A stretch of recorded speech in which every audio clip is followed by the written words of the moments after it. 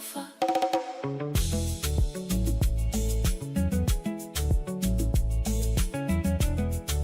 Natumika pia na wakara moja, watoposa na pokot pia. Katika mikutano ya wanaume, hekima na mila uzungumziwa. Ekicholongu bebwa kila mahali, ni urithi wa mababu wa Turkana. Tusisahau mila za wazee wetu, maana ndizo msingi wa jamii.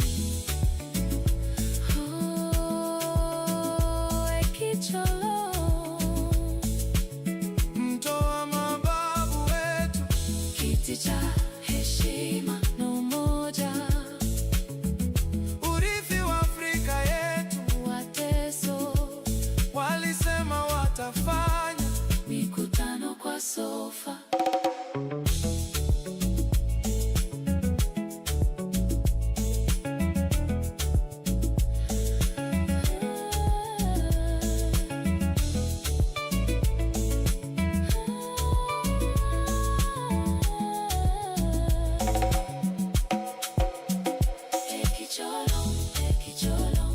kiti ya Waturkana. Historia yetu milele.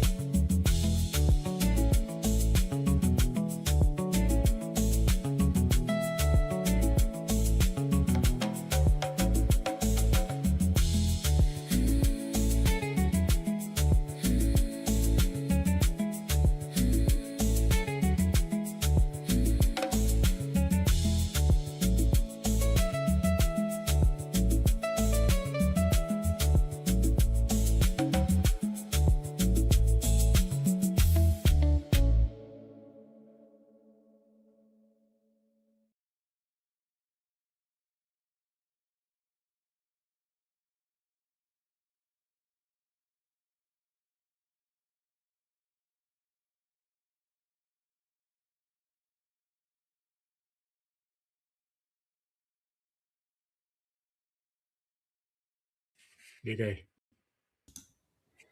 Telo winjo. Awinji.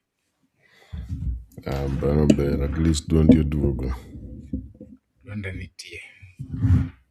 But nyaka itere mdogo. Tere mdogo.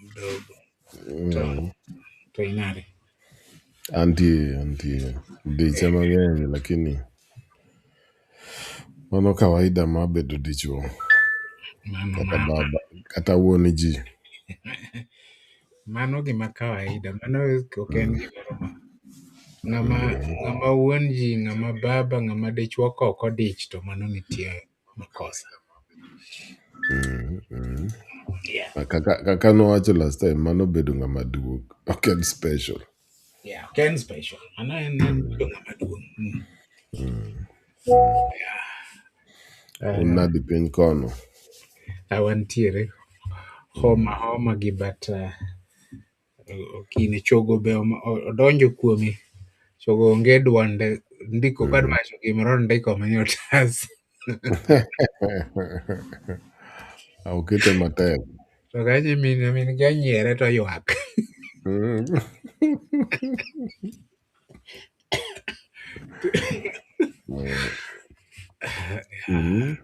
Min gi obed careful, kik yude alafu koro nyare ma koro chak nyiero. Yeah, but Telo, nitie gima notimre ma interesting ahinya. Jogo osebet ga ka dhi skul gi public transport. Koro matindo ka bodonjo, koro chuna nakawgi kapok ging'iyo go. But telo nitie nyithindo moko, nikech aseneno nyithindo chakre gidonj kanyo, especially manyiri gi. Nitie moko mane nitie kanyo ma aneno ka gidonjo, yani chieng' mane dhi skul the first day nan kanyo. Sani bor kata mohinga telo, kara jogi jigro piyo. it's an amazing. Inyalo ng'iyo nyathino mipenjri ni to, and then kanye mi realize ka ni kara, because translate dongo mosedongo no to you. mm, Yours mm, ok medre in terms of height e dongo. mm, Eh, mm, yours medre in terms of what? Years. mm. Yes. Idhi Koro kit iti. iti dongo mineno Mm, ka en odongo no mare no because mm, en a child. En mm, odongo mabor. Physically you can see her growing up or him mm. growing up. Obor telo, Yeah. ok inyal believe. Mm. Kwani en higni adi mosekalo. Koro higni mineno kuome mobor gogo mosedhi gini, mago higni ma in kuomi gin years momedre kuomi. Ok onge physical change ni bor kata Mm. iti. Mago higni apar gabich telo. Yes, bas. Koro, yeah. Ng'ato nyocha Koro, openjo penjo ni mm, signs mage ma kineno, gima kineno to instantly iwacho ni karati, that is one of them. mm, Ke nyathi mineno yeah. kadonjo e skul kapod en a toddler, yani odonjo e skul kapod otin, pod Kotin, ok owuok kata irite ka maber. exactly, Mm. exactly, exactly. Sani you can sit with them down mugo mbaka mbaka ma very intense. Telo kata meka tinde is very interesting. Tinde koro anyalo bet ni koro waloso koro.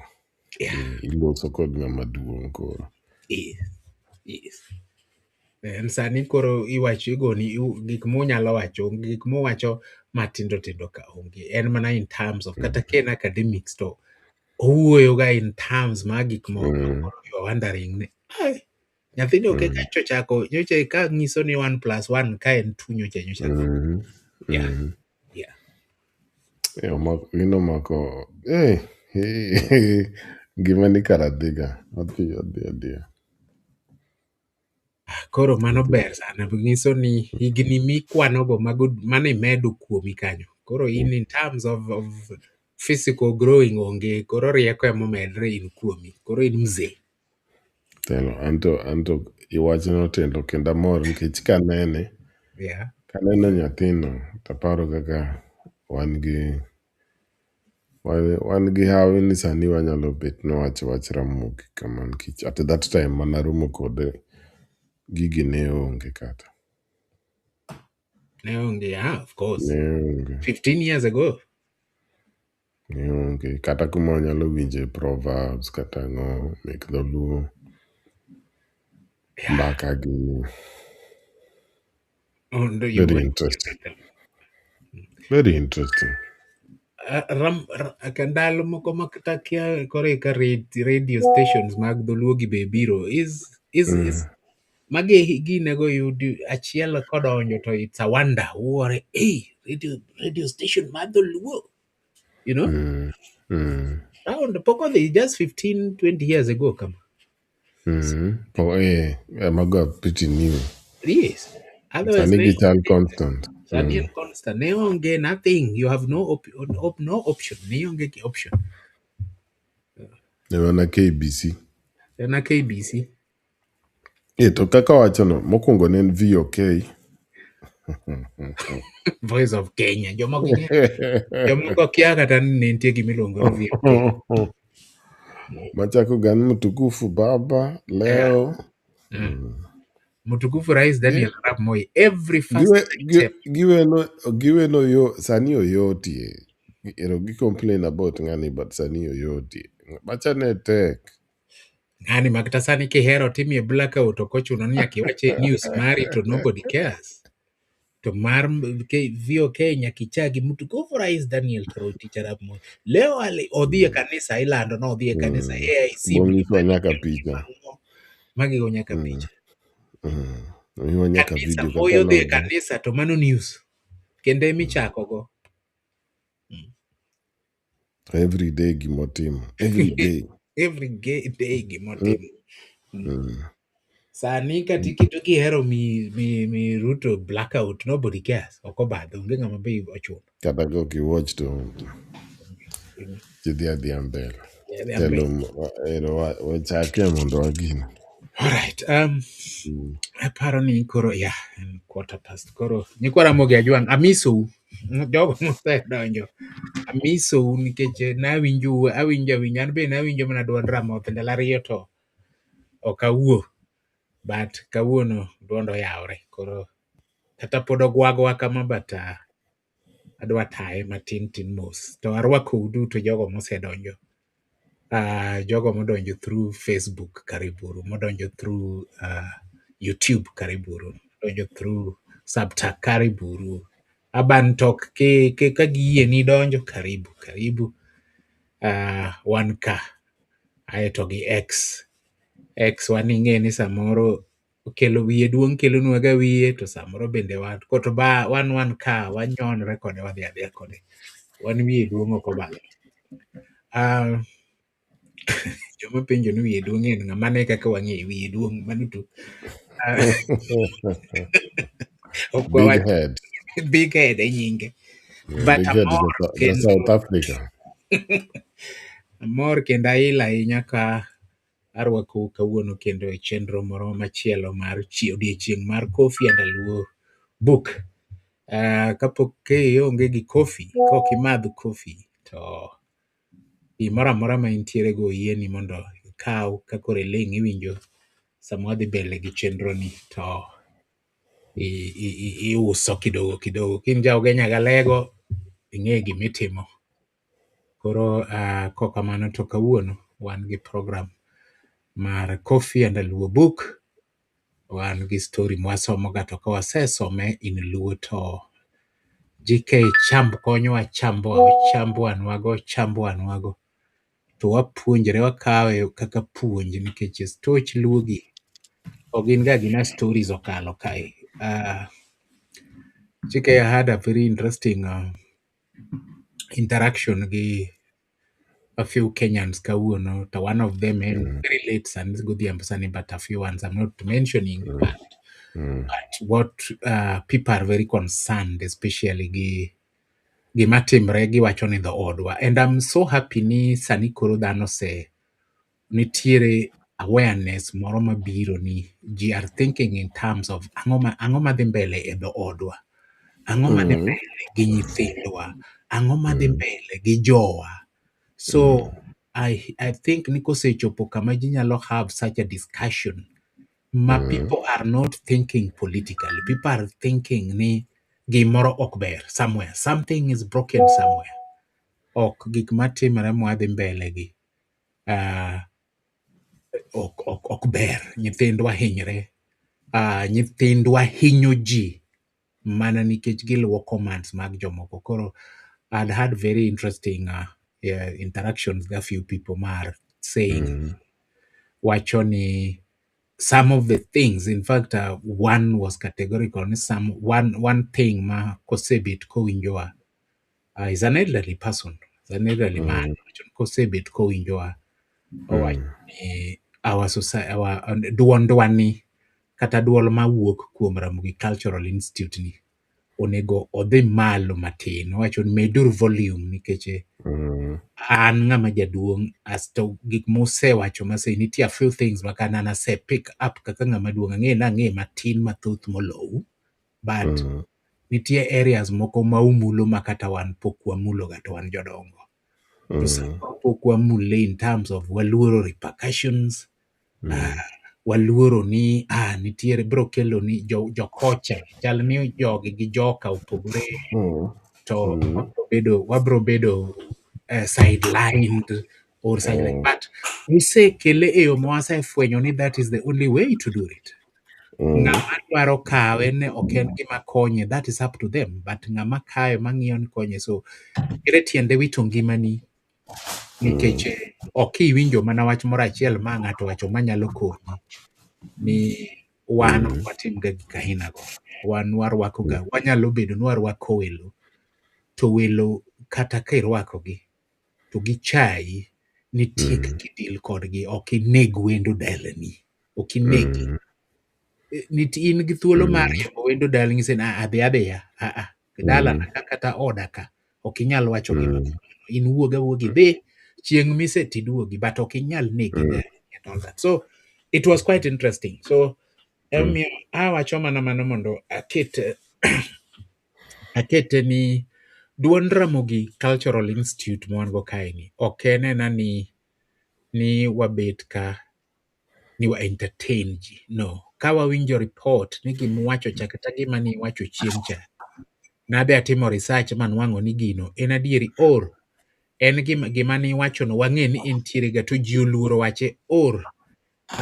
Dhano ok ng'iye ga yo ma ung'iye go cha kata yo ma Ramoth o explain go cha, koro wawinje deeply or wanene in a very very a totally different light, and it makes a lot of sense. Aparo ni mano is the best way, kech ing'e ni sama iparo ni ng'eyo gimoro to in convinced ki in ni this is the truth or this is the best, to koro ichal ng'ama ong'eyo everything. To one of my lecturers ndalo moko nonyisa ni the moment you get into a room and you think you are brighter than everybody else in that room, you are in the wrong room. So, adwa mana ket ni nyithiwa, we are concerned, especially we are concerned nikech joma bed affected gin joma tindo. Joka to kosetimo gigi to gidhi on top of their big cars, gidhi, they don't care. To nyithindgi be onge kanyo, nyithindgi moko na America, nyithindgi moko ni kure, Canada, Europe, everywhere. Nyithi jomoko ema gitiyo gi ema giuso. So we have to talk about these things. Politics is part and parcel of society, but we have to have hygienic politics. That is the bottom line. GK, we ni mondo irwak jo. I mentioned that nikech I had very, very, very interesting to calls from people. Sand gi motimre cha, and they're like, what can the voice of Luo Cultural Institute do? Because we need a totally different voice. Aparo ni waseng'iyo gi duol mage en mana kichung' to gini wasekawo, ka wachung' to Uambo, ka wachung' to Kianga, ng'ato ka ng'ato pako radhe. We need a totally different voice that comes from a very, very central point, and that can be only cultural consciousness. It will implant a new thinking into our young people. So that is the rallying call mayudo kawuono JK. Aduoko ni go. Yeah. Erokamano ahinya. Nyaka apologize. An naneno kani ndiko an article mane mana asomo ba realize ni kara nitie gima timre koni, nikech ing'e ni timo gigi mondo wadonj ga deep en ga busy, nyaka spend time in archives. So en gima interesting ma kata kwa dhi mbele tibo lero mo zaidi, nikech anto nan offline Martin. But ago erokamano kwa Ramogi ni gin ka nwanyalo wacho girwani. Momiyo waluonge ga ni girwani. Girwani en marwa. Onge ng'ama bowe ni gini en marwa. Wan kaka nyikwa Ramogi. To asewacho ka nitie frauds mang'eny mosedonjo. Nitie frauds mosebedo cooperate fraudulently for a long time.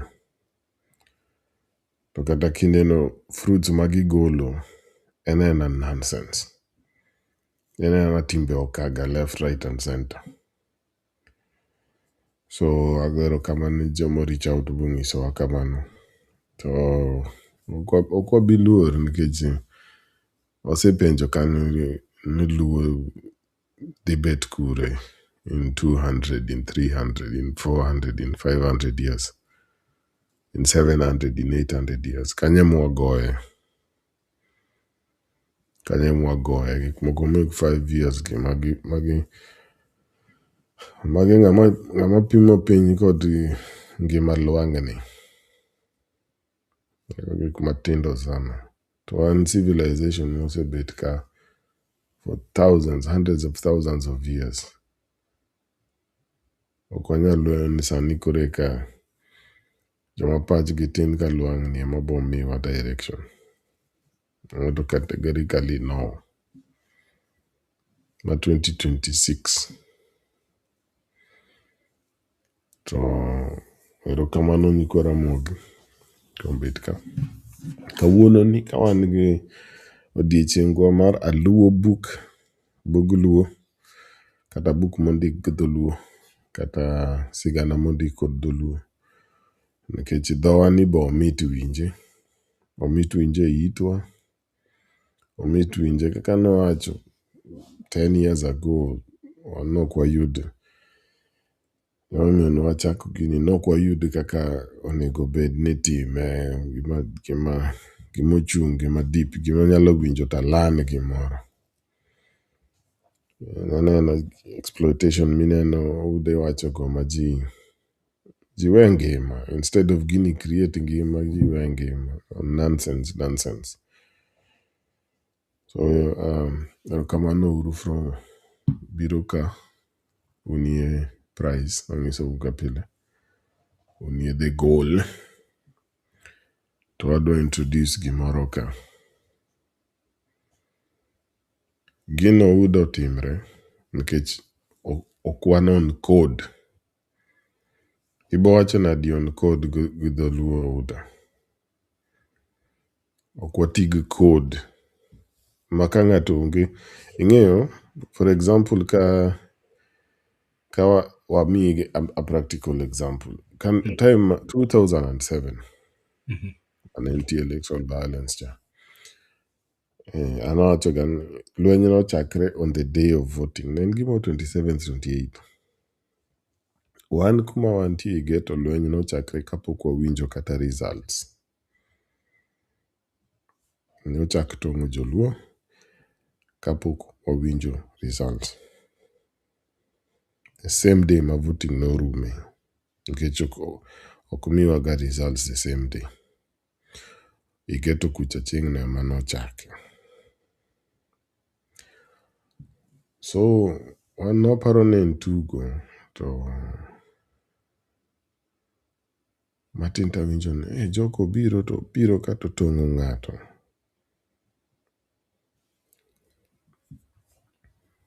Eto ing'eno sano ok wakawe too serious. To wadhi kanyo. To telo aneno ng'ani. Otong'ni. En kanyo. Nindo kanyo. Tawacho kara jogi gin serious.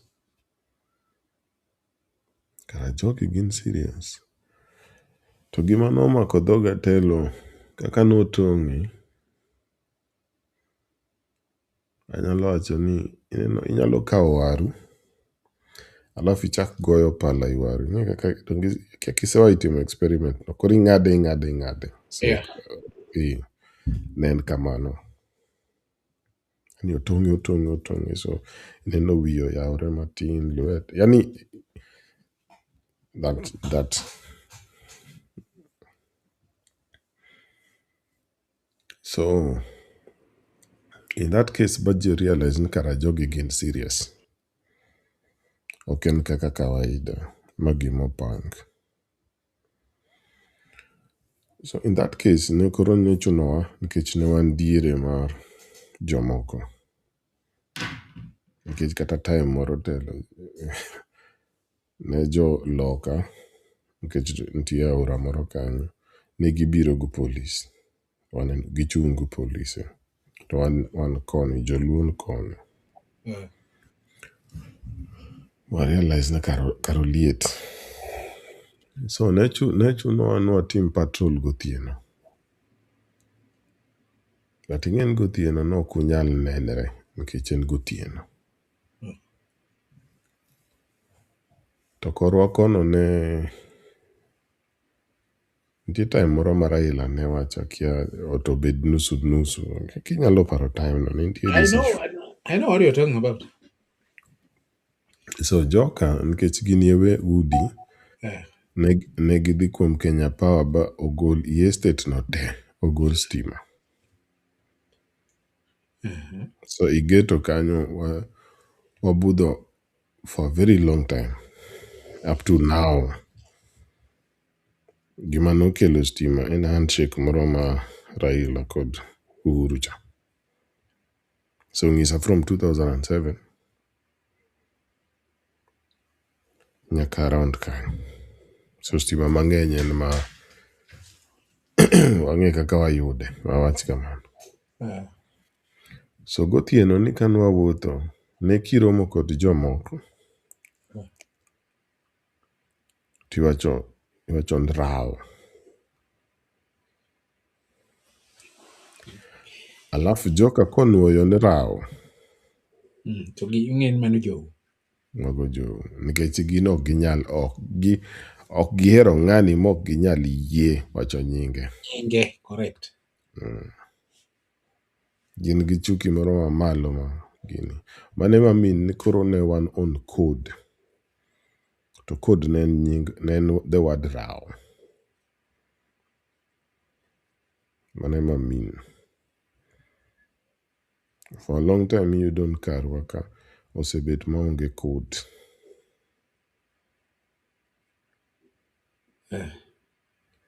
En political parties onge code.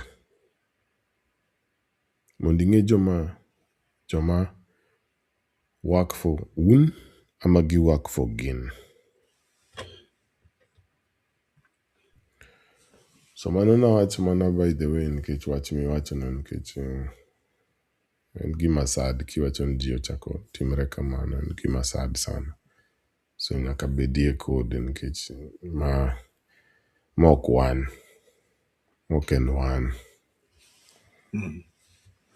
Ok en wan. Yeah. Aspects awinjo gin mikelo no waonge gi code nikech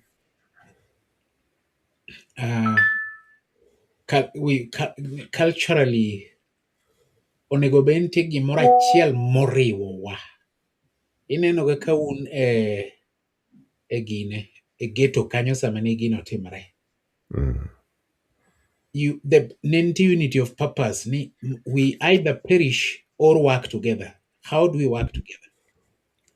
We work together in terms of nikech kata mana gine militarily mineno ga ka alphabet koro ok wach ga ABCD. Phonetic alphabet lokre koro en Alpha Bravo Charlie. Nikech ordinary people or ng'ama ok ong'iyo gi that communication cannot read it easily mondo ng'e gimowacho. Kiwacho gimoro kiwacho ni Roger to nyiso ni message received. Kiwacho ni ayude aseyudo message ni, everybody understand in message mane, but when you say Roger, somebody who is not kata wasigu bebo kara message nitie ka. Message and then kiwacho kata things like Wilco, that means ni received and will comply. Koro okiwachen ayudo gimiwacho koro aloro koni adhi ng'ado negi mbele, you know, okinyal timo kamano. So aparo ni that is a very deep a very deep way of putting it nikech until we get to a point where we have a code miwachono to receive messages internally amongst ourselves secretly mawaniemwa communicate go as a community ni what they can mind we go like this. I think Nimano is a needs. Ramoth, you've reminded me of 2007 because, and then you bring the word code, and I'm just wondering, Nikeche, I was with the USAID by then, Kaginowok. So, ne an Mombasa mainland. To nyithindo moko ni loka cha you have to cross the ferry. Nyithindo ma ne benefit from the program. And Guinea work. To two tribes manobedo ing'eto kaka ne jigore pa tribe. Koro achiel jogot no gine sana. No jogo kiwacho jogot iluo to kendo chal jo Nandi. Jo mountain kacho mountain to Jodiere. Jodiere go. Ne bedo targeted by everybody nikech coast ne en korao. Ting'en gin ga businesses all over. Koro ne gin ga businesses kocha. So it took nyithi street. It took nyithindo modak in those slummy areas kama gidake no.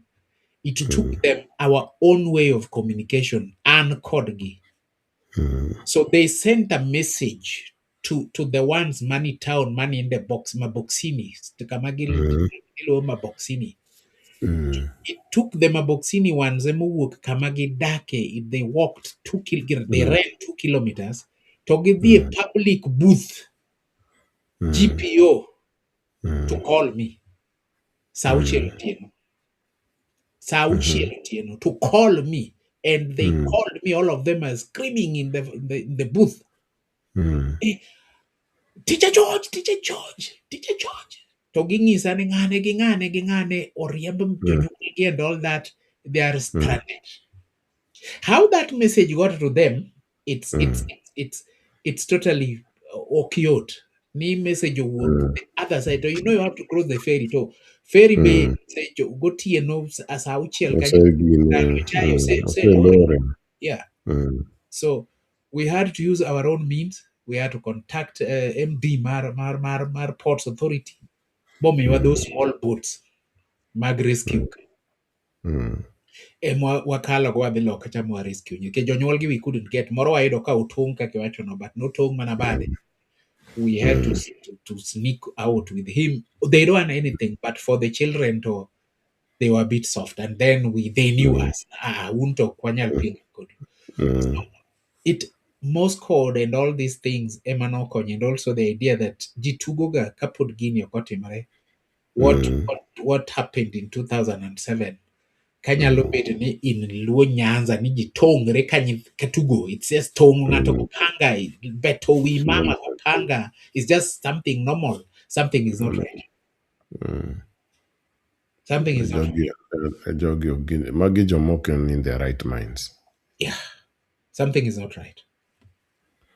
Telo wasom story ni alafu waboduoge nikech wanyalo yudo ni labda nitie connection kanyo nikech kikwagi kendo gin ga very scientific. Kika wach ni magical, wach ni scientific. Kika great late. Erokamano to the engineers, technical team. Erokamano to Joa, although gituo, but again in different Guinea, different circumstances. Wago erokamano to Ramogi Cultural Institute. Erokamano kuom bedo koda idea ni, erokamano kuom yawonwa ka. Nikech already so far wasewinjo some issues mobiro. Kata moro mane iwacho telo ni joka noyudo relief nikech ne ok gi understand gima timre kod nyargi. But after wachno nobiro imesa kato at least nitie solution manowuok even for the girl. Nitie solution manowuok even for the family. So Omor Ramogi could provide such a platform. To most katieko to our ancestors. Jomo keto wabomi wabedo mathuondi to a different level. Wago erokamano kuom miyowa gima mit kama. Kendo waromo kawuono nikech gima mit ni. Wago erokamano. Onle wamiyigo mondo wadhi mbele. Erokamano JK. I must mention, you mentioned, and these good stories to tell are always good to tell. In fact, Nyathicha, things have turned out very well. But we'll give a report. Nyathi mane wach no biro irwacha. Mane Dr. Christine was talking about these things and all that. And then Machielo. So we are thankful for real ni solutions to some of issues mabiro etie jodongo gi yudre e yo makare. Nyikwa Ramogi Ajwang' arwako kenda gon erokamano, gon families erokamano kuom miyo thuolo mar bet kodwa. Nyaka wagon gi erokamano. Ka in mama tibet iwinjowa, nyiso ni weyo gimitimo, family ni oyieni ni bet piny koro iwinjowa, kata kitimo gimoro tiwinjowa still. Wago erokamano. Kin baba, wagoni erokamano to nyithindu gi jogo mudak go mane udiu ma urito, ma care for. Wagoni gi bende erokamano. We are kwil gi technical team ma wantiere go. To gi sound engineers ma nyisowa ni un kare kanyo. wanyalo adjust kama but watimero kama. Sigendni ma pok onyar migumba gi sigendni luo mamoko wasesomo stories mopogore opogore to wasepuonjre kuom gima ne wasomo mokwongo othin gi osiepene, ng'ielo gi nyiri moko, mano ne namba 2. Namba 3 ne en wuod Aidha mane ok okendo. Namba 4 ne an Adongo gi Apio. Very interesting stories. Mar 5 ne en Apuoyo gi Sibuor. Mar 6 ne en kaka le ne okonyo Owuor. Mar 7 ne en gima omiyo ong'eche dak e wi yien. To luo nomiyowa story gimomiyo ong'eche dak e wi yien. Anto ang'eyo ni gimomiyo ong'eche dak e wi yien en achiel kende. Ok gidwar chulo tax. Jok ong'e everything. Gowa nyaka padowa. Pado riek molo dhano. Koro giriek ma ging'eyo ni dhano ofuwo dak kuonde ma sirkal rito to chulo tax. Wan gigo ok wachul. Mane oluwo gimomiyo ong'eche dak e wi yien en pok onyar migumba. Mano is the title of this book. Ochako oluwe gi thum joka pul. Tae ochake oluwe gi ocham dek kod ondiek. Koro last week nyocha wasomo nyar ruoth. Kawuono wasomo jachien madhako. I have no idea gima story ni oting'o, but the title is very interesting. Jachien madhako. An ok andike, an asoma. An mana jasomo. An ok ojandiko. But title en jachien madhako. To kachake to chakre kama. Just a second. Okay. Kachake kawuono wasomo story miluongo ni jachien madhako. Nene nitie jathum nyatiti moro marahuma ahinya e piny Kanyamwa ma milambo miluongo ni Onyango wuod Ogola. Jo Kanyamwa kawuono wachopo kuom mano Migori. Onyango ne en ng'at mong'ere ahinya kendo ji mang'eny nohero thume. Onyango nene en jathum. Onyango nene en jathum.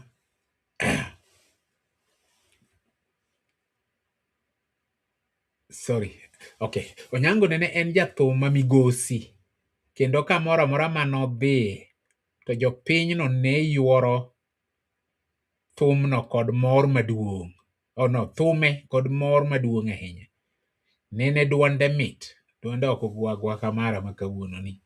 Nong'eyo wer mamit. Kendo notoso gi ji maber. Akia ne noloso gi ji maber. But ondike notoso gi ji maber. But maybe that dot was put there wrongly. Noloso gi ji maber. Nene ithoro ome kuom liete kod kuonde nyasi mang'eny e piny Luo mangima. Onyango ne en jadoho man gi mon 2. Chiege maduong' ne nyinge Ajwang', to matin ne iluongo ni Agola. Monde gi duto ne nigi nyithindo, to kata kamano ne ohero chiege matin moloyo maduong'. Chuochendo saidi. Kinde duto kane odhi goyo thum kamoro amora, ne othoro dhiyo kod chiege matin to oweyo maduong' e dala, karito nyithinde kod mag nyieke matin no bende. Nyango nohero ng'iewo ne chiege matin gik mabeyo beyo, mane nyiso ni ohere moloyo Mikae. Ajwang' ne ok en dhako ma janyiego, omiyo mago duto ne ok odewo kaka gimoro. Nene omedo mana dak gi kwe. Korito nyithinde maber ma ok osin kata ng'ur kata dhawo gi ng'ato. Kinde moro, Ajwang' nyar kadem ne tuo ogoyo matek ahinya. To chuore ma Onyango jathum ne ok odewo tuoneno. en ne odhi mana nyime kod goyo thume kuonde manene iome. Ka tuo ajwang' ne osemedore ahinya eka koro Onyango ne temo tere kuonde ajuoke mondo othiedhe, to noneno kotamo wang'e. Bang'e koro noweyo manyo ne kuonde thieth. Dhakoni nowacho ne Onyango koywak ni mondo oyie oyudne jathieth maber moa mabor. To kaka Onyango ne ohero agola ma chiege matin moloyo, ne ok odewo ywak chiege maduong'no. Kaka dhakoni ne onge kod nyithindo mosebedo madongo mane nyalo konye kuom dwaro ne jathieth, ajwang' ne tuone omedore mi gikone ne otho ka Onyango jathum odhi wuoth kagoyo thum kaka pile. Ae ne oorne wach ka irite, kaka chik joluo dwaro ni dhako ok kuny ka chuore onge. To kata kamano Onyango ok ne odewo, omiyo yuoch ajwang' ne okunye mi oike ka chuore onge. Onyango kod chiege matin mohero chande ne jotieko ndalo 3 oko kapod ok gichopo e liel. Kane Onyango jathum ochopo dala, ne ok oywak malich kaka ng'at ma chiege otho. Chiege matin kende ema ne risore ka ywak marach ni mano kaka nyieke tho weye e chandruok malit. Bang' ndalo manok kende madirom dweche 4, Onyango ne ochako neno tipo ajwang' e wang'e. Kamoro amora modhiye, noneno kido mar chiegeno kuonde duto te ka ng'at maleko. Kendo kuonde duto manodhiye goyo thum, dhani ema ne kuongo wuok e pap kamiel e nyime. Ei dalane to kinde manene chiege matin ma agola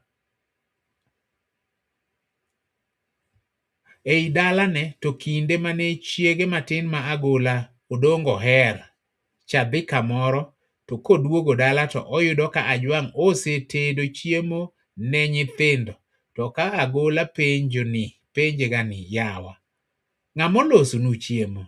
To nyithindo dwoke kawacho ni mama wa ema ne otedonwa mit omiyowa chiemo. Agola ne humga ahuma nono kod chunye. To bang'e ne onyiso chuore ni nyithindo osebedo ka pimo ne wach ni koweyo gi dala kodhi puodho, to ajwang' manene otho chande osebedo ka biro kendo loso negi chiemo ma oted negi gicham. Bang'e en kobiro to nyithindo kone ni giyieng' ok gidwar chiemo kendo. Mani ne dhi nyime pile pile kamano. Onyango jathum ne obwok ahinya kowinjo wachno, kendo ne oparore ahinya e chunye gima onyalo timo ne jachiendno. Notemo wuotho kuom ajuoke mang'eny konyalo yudo moro mariek mane nyalo biro dilo ne jachiendno, to ne ok oyudo.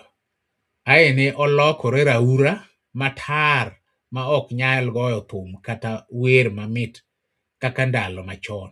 Chiege ma agola Odongo her cha bende koro ne ochung' ok nyuol, kendo dende ne dhi ahinya modhero olokore mana kede. Tinda donga rom gi olwa makania. JK.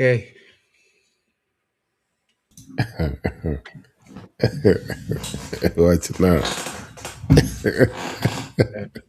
Ng'eni story no nitiere. Atila Dianga nonyisa ni onge nywek dhako mabet ga mokuyo gi tin sana ka nyieke otho. Koro ema Atila Dianga ne weronaga wend cha, Atila Dianga rateng' piny jarogi mage chuori otho oruni marach, piny jarogi mage chuori otho oruni marach, piny nyieke otho oruni maber, piny jarogi. Atila Dianga ne wacho ni dhako manyieke otho piny orune maber. Story ni wacho ni Odongo Her ne wuondre awuonda marach nono. Koywak kowacho ni nyieke otho weye gi masira maduong'. Masira mane? Aya, mana wegi kanyo. Story ni JK omit to komit, otut. An ok adwar kata wuoye. An ok adwar wuoye story ni nikech kata mana kaka orumo. Ing'e ni mawa rumo kaka nitie emotions, kia ang'o motimre, joma kia ng'ano timre kama. Ma onge. En orumo mana kama orume cha. To kendo ing'ade mana kamano. But I realize ni to finish kaeta weni. We had this story kind watindo, but it was not told like this. Story ma mama manosetho cha biro ga to ka nyieke wa puodho to biro to yudo ka nyithindo oseted gi mama chamo chiemo. We had that story kapod watindo, but it was not said like this. It's a bit different from here. Or maybe ne wamako mana kamwadwa mako. We didn't understand the rest of the mana kaka wamako ga mag Lwanda Magere. Ni en kichwoye gi tong' to tong' gi banre to lwar kanyo. To odhi machieng' moro nyako moro wuonde mong'e kama teko ni nitie joko bong'ado kotuo to ng'ado kia kure remo tipone remo wuok. Nyako no odhi onyiso dalagi obiro, jothurgi obiro ochwo tipone gi tong' otho olokre Lwanda. That's it. Other things manyocho wasomo mo analyze ga makano ok wamako. We never bothered with those. Wamako mana kamwadwa mako. Aduoko nigo JK. Story ni analuore. Iwacho ni Kanyamwa en kanye? Kanyamwa donge en Migori kose? Yeah, Kanyamwa en Migori. Yeah, Kanyamwa en Migori. Oh, kosa awacho mana ng'ato orna ne message kae. Kanyamwa en Migori kose Homabay? Kika wach gimarach e yamo. Wakawe ni en Homabay. Is it Homabay? Kanyamwa. Wakawe kamano. Aparo ni en Homabay. Ok en Migori, en Homabay. But ng'ato dhi ng'eyo sana. Awacho ni ok mata. Wakawe kamano. Right.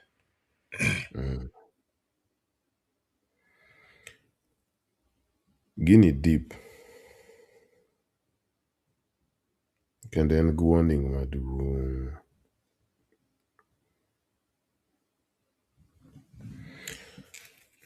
Mokwongo, omiwa orientation mar dichuo ni. Omiwa very important lesson mar dichuo. Gimomiyo wacho ga ni dichuo ber ka en gi purpose. Dichuo ber ka en gi mission, ka en gi vision. But nyaka vision ne ni nyaka affect society. Nyaka affect society. Makendo oromo kod okaga for himself.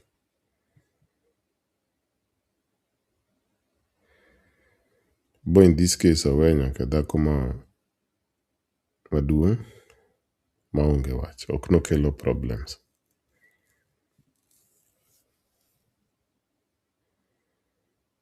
Kaka joma ni wacho go oweyo luo culture, world view.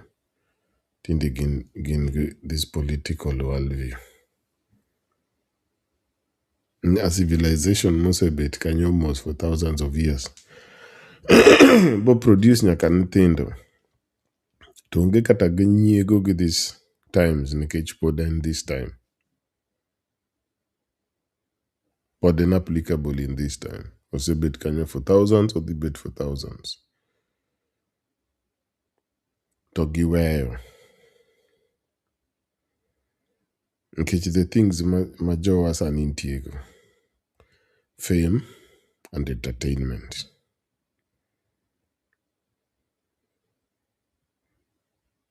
Fame and entertainment.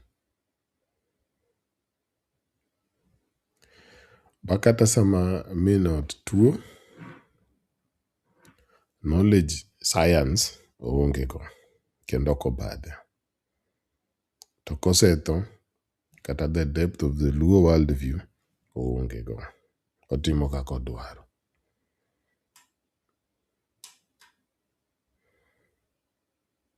En modern, gin ma ging'eyo,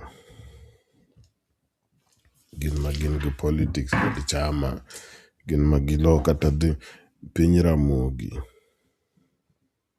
gin ma gin famous koro, in the culture can famous, gin ma gin famous for gik ma gitimo ga, these antiques and these words and this thum mamit mawuok ga e dhog gini. Gibo timo, gibo loso, gibo keto, omit ga. Wer moro kanyo mamit zaidi, to ji ohere zaidi, kendo gihero winje kabisa. Tiluonge nyaka thumno iwere ka nyaka matanga, iliel, sama nyasi nitie. To gin ga comedians be. Gik ma giwacho ga be onge sense, onge plan, onge kuma botere ji, but en thumni.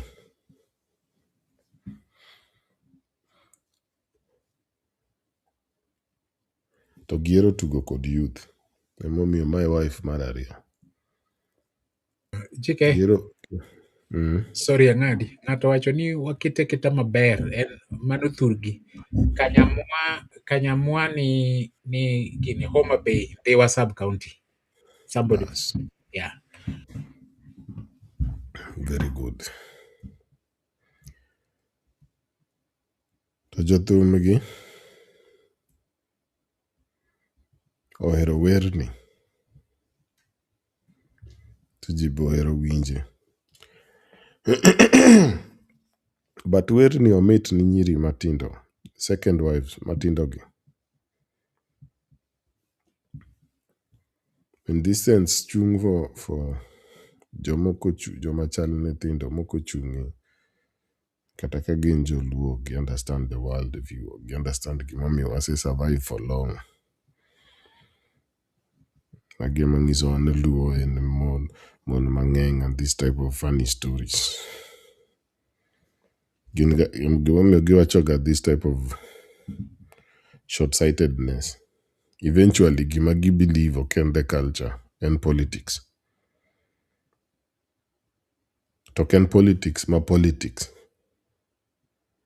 En theater. Disguised as politics. Koro nitie character, en play. Nitie character miluongo ni politician. Nitie character miluongo ni poverty. Nitie character miluongo ni agenda. Nitie characters. Gitugo this game.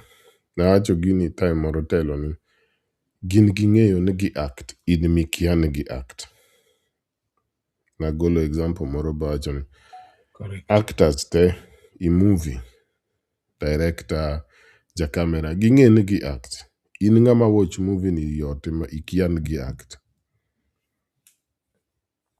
Ni ma Sylvester Stallone kanyo kose Rambo koro konego jogo to in mi believe ni nonsense ni en adier.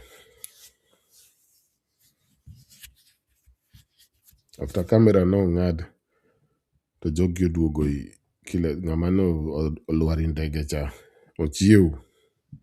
Gidhi chamo lunch kod Sylvester Stallone ni kia. Mos. Kanye ma wantie. So story ni en very interesting in that depth. En ga aspect ma koro. Nikech gini ok bi dhi anywhere.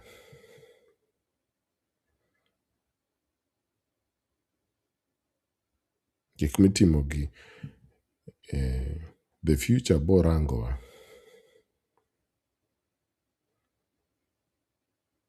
To gibo nyiero wa sana.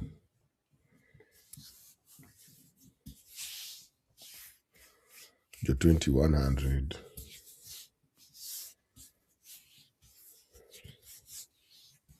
Jo 2050. 2150. 2130. The 2080, 2090, giborango gibochen jogi nofuo thoroughly.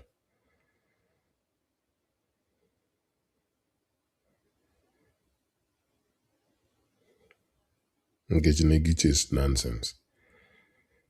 To time ma dhako maduong' ne biro kawacho notuo, gidhi ka juoga chon. Ne giringo ewi mtoka ewi gari.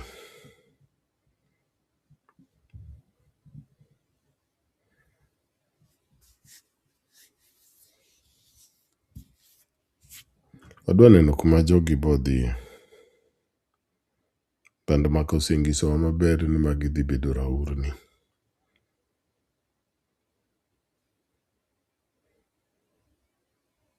Mano nyiso ni gibed politicians. Wachoga joma lowest self-esteem. Self-esteem low molo kata chokora. Low. Ake gima miye giga respect. Joma kata loso ndaro tamo. Loso school otamo. Gilugo ni honorable. The only thing magingega loso telo en violence. Alafu kod goons. Mano is the only two products maginyaloga produce. Nothing else. Mano kende development. Kaka wacho 2007 lweny dhi mbele and goons medore. Those are the only two statistics magin gago. Moko dhi loso school ibungu. Moko kao cho achiel to John CDF otiyo.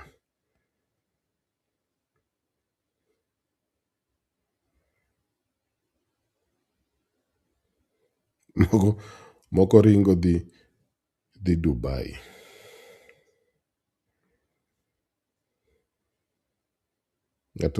Ng'ato we kama green odhi university desert. Mang'ama backward manadi.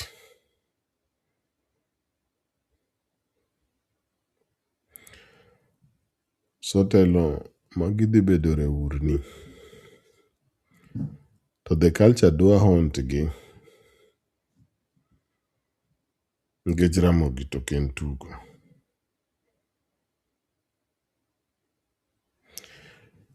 Kodhi miel makoro ang'isou maber. Ubo winjowa. Kodhi nindo. Ubo winjo the culture. Kodhi seminar go. Okobil. Nwaseng'isou ma is the new normal.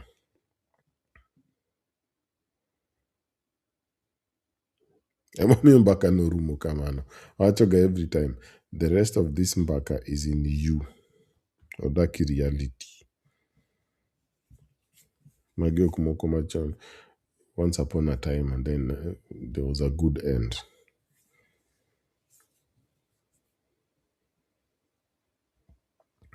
Nikech bet nadi telo ni ajwang'. Kendo biro to tedo ni nyithindo to setho. To chopo kama nyithindo go ok dwa kata chiemb mama moro matin. Agola. Oseyieng'. Odongo he. Nikech dhi chopo kama politics ni ok bi donjo.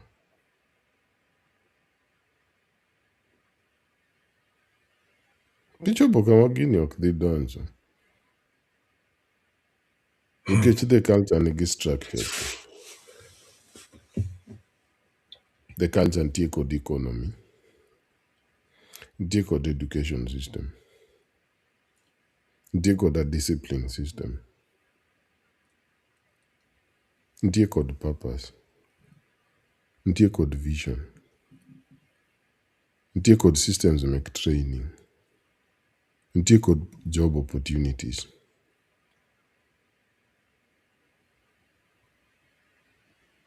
Telo dong' na ng'iso ka gima Technology ma jowa noloso ma nyaka sani pod itiyogo Spain. Exactly. So ang'o ma jogi buogo agego? What? Wadwa hontigi night and day. So, JK, nyithindo motamre chiemogi gin gin nyithindo nyikwa mosedonjo. Ramogi. Yes, ma ibiro gi weche mag magi ma obam to ging'isi ni mag kuondego ne waseke. Yes. Ami example tell. Yes, wane nyithindo gi Over the weekend, wabowuoyo, ing'e Hobli mane ananga ng'iso wacho. mane obiro, yes, mane wuotho e gwengewa. Nondiko books. Achiel from his books en about Kenya. Oluongo bugno ni Kenya, from a company to a protectorate. Owuoyo about Kenya. Iye kanyo owacho kama: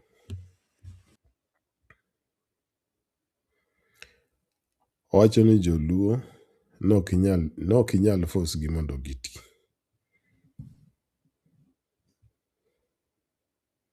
Koro ne nyaka gikaw Waluya, Kiagawa, Joma Coast.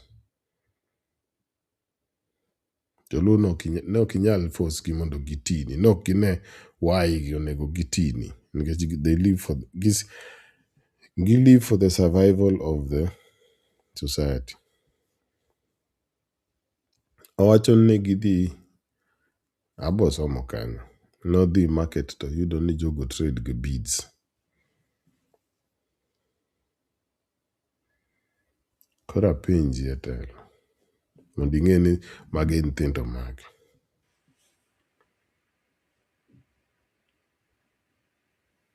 System ma beads na, ma economy na, ing'e ni watiyo kode nyaka sani telo. M-Pesa en ang'o?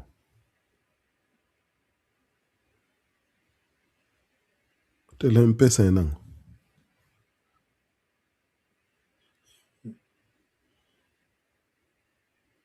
M-Pesa en ang'o? Think about it.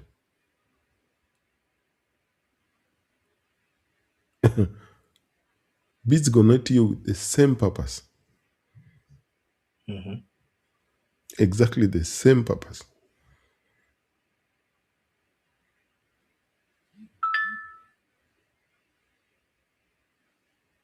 Kechwan kwa winjo beads to waparo fuo. Ok wane the credit system. Ok the credit system. Ok wane the value system. Ma exchange. To donge tinde wa exchange kamano telo. Euro na 50, aoro ni 1,000. Onge pesa ma exchange lwedo ni kam. Edwaro kata mana lot tinde ichulo mana gi M-Pesa. Yeah. So and different nade. The beads. Really think about it. Because wakaoga ancestors wengine negifuo sana. Ochuno wadog kuma ne gintie eka wayuda system ma make sense. Correct. Coins mane gikelo nwa gi all this nonsense.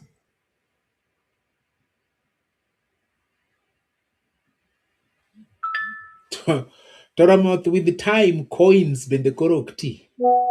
Donge mang'isi telo. They're replaceable. Beads are not replaceable. But that mane mawacho, it was the credit. It was not the credit, it was the value. It's the value. Beads was just standing for the value. Mother society. M-Pesa enango telo. Really, at the core of it, M-Pesa enango. What are we trading on? Value. Trust. Tell what trade on trust.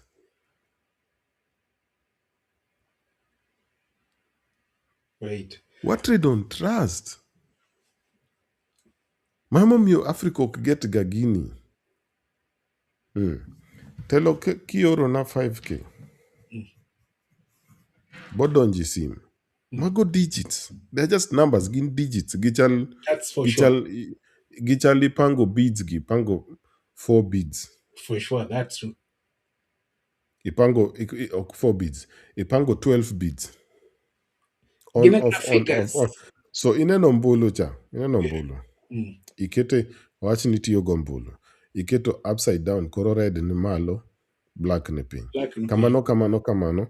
To kitiyo kod mathematics ma computer cha to kelo a certain message. Koro wacho ni 5K. But I trust ni gino en right. Onge pesa maneno. I trust ni mano 5K odonjo. The moment mineno figure no tibano simiketi ofuko pesa sadonjo. You don't To even onge pesa ma in go. Ati shillings mano pogre nadi gi kwarwa otingo 15 beads. So that is what it means. The thing manegi tiyo go manegi trade go in the trust of the system. Okao diel to beef beats.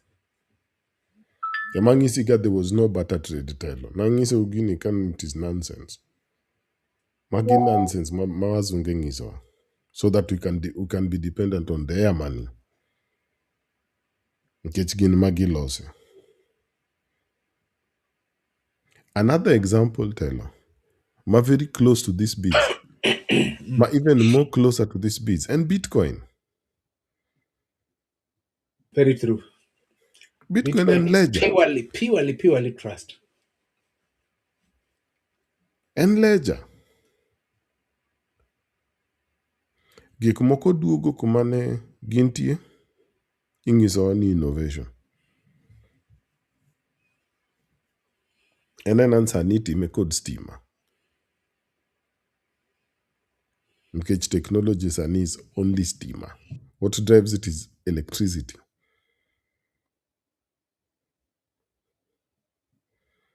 Ya we computer ni no ka stima olalo ane. Tiye kod zimbi no ka betri orumo mondo wane miujiza ma Jesus nini timo. And purely electricity teno. Kaka time moro nitiyo kod pi.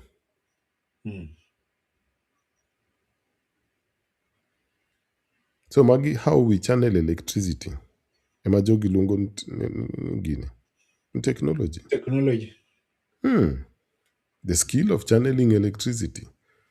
The finer, the more opportunities minyalo miye is what produces this. But the mathematics and totally African.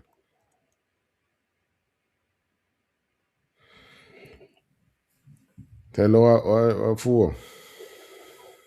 Africa, gik moko ming'isi gi ok bi donjo. Africa is way ahead of this nonsense. On ma wiwo will. Inene mami na wacho chingcha. This generation can understand it because that knowledge koro obiro ma obedo applied in so many things. My power echo the electricity kori nene. What our ancestors were thinking about and doing and talking about. Kori nene. Telo Alhambra kana nyiso Alhambra. See, ne gipower gino just with water. It was water.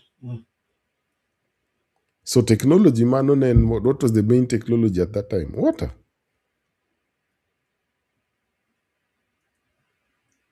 Water could take another step. Ogolango. Electricity. Kwani wan mabor nade. Okwan very far.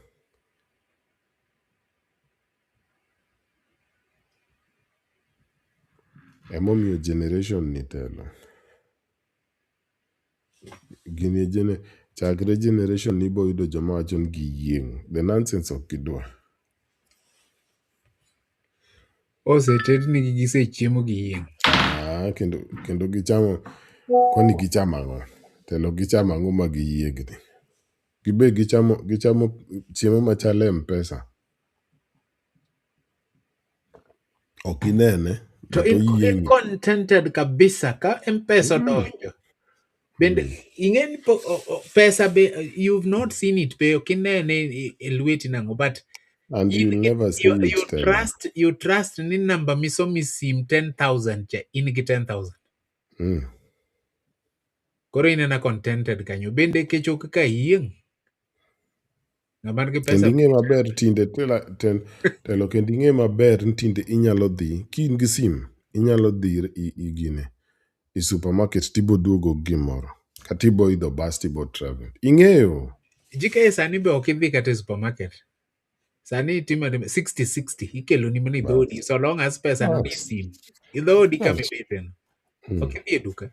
Wadok, Idhi duka kidwa. Telo, wadok in the African system ma beads to kwa understand. Wan mok wa understand. Koro wabet nadi amazed ni that system kaka ma M-Pesa ne nyalo wuok mana Kenya, Africa. Ang'o momiyo kowuok China?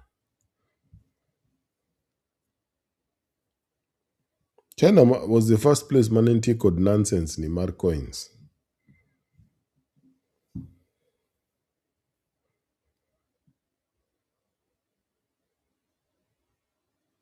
The first place mane nitie kod this nonsense kata ka Europe pok obet kod. So ineno ati China. Telo wadok. Chieng' ni osetan. Emomiyo ngiso jogi magiro ura. In that system magini gik moko bedo structured kaka ne gin structured. Politicians kaka magi ok inyal yudo. They were non-existent. Joma fuo like this. Ang'o momiyo fuo bedo ga pampered? Fuo ok bed ga pampered. To It is in this system. In this system. Yomiyo wacho ni fuo bedo pampered. Mama matin cha omiye nyaka nying Odongo Her. Ting'iewo ne gik mabeyo sana nikech ohere. Dongo bedo pampered. Ok obed pampered. Mano the second part mane wadhi donjo in this thing. Mane wacho ni en gi message ma koro and en gi message ma dichuo.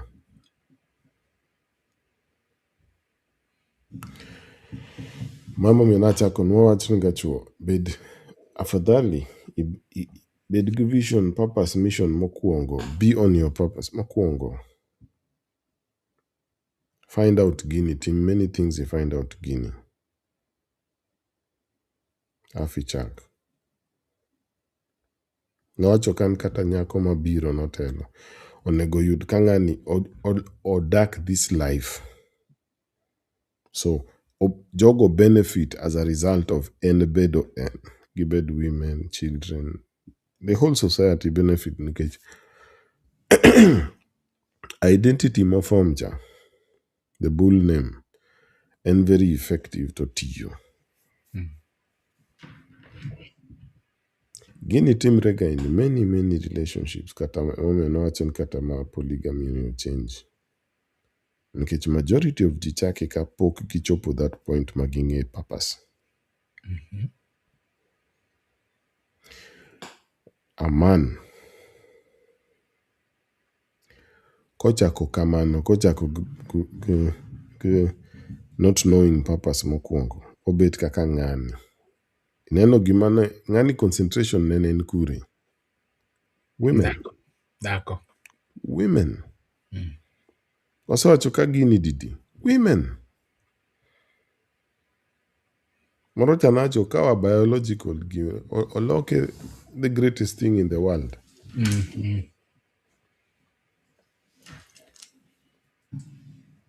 So the first one, Telo.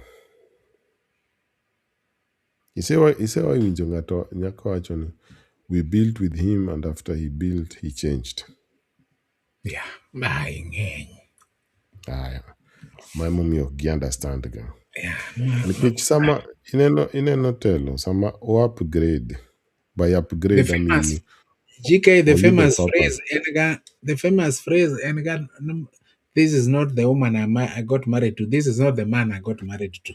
Yeah, werig the woman. The woman is different. Woman and Mara is very different. I mean man. I mean the man. Okay, the reason Kimomio, the woman does it and the man does it, and very different. And very different.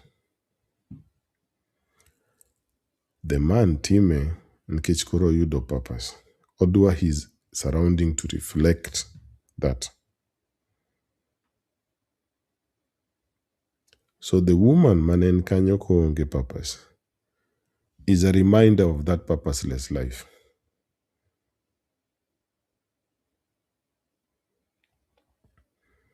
Many times chunoga nyako weye nkech of that.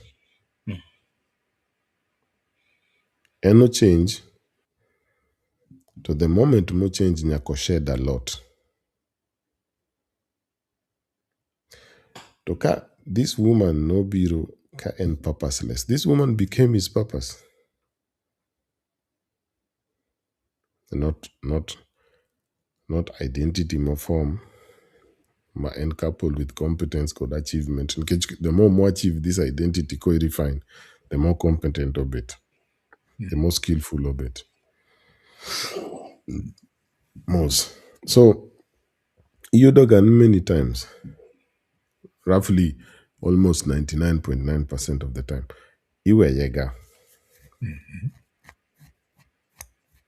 Okay, the other one, ko dong kode, ko weye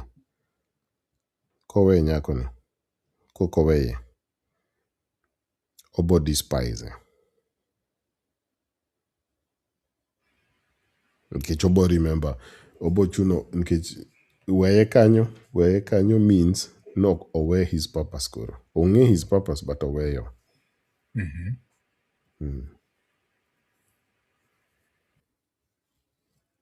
So nyako bed en allegiance to this one, this first one, but mano mean or nyako stay in that state of purposelessness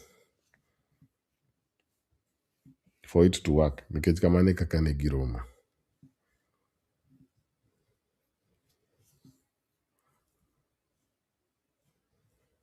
So nyaka. But ko kete, ko weye, tobo despise. Mami mokiwinjo gintie but ang'o matimre? En gi nyithindo koni, en gi nyithindo kocha. Mage mani wacho ni mago ne riek ni bong'eyo. Kosechopo place makoro o despise ng'ani, koro said, tiwinjo ibo winjo ka otho. Which means then even more of a coward.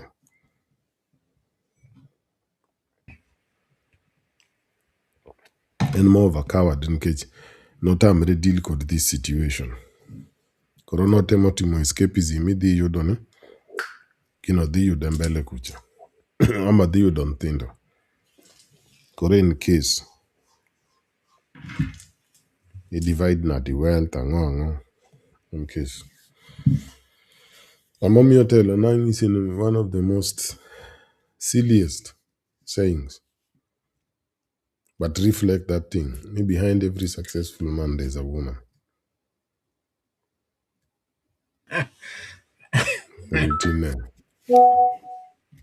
More of this European nonsense. Inge kuma gino ae.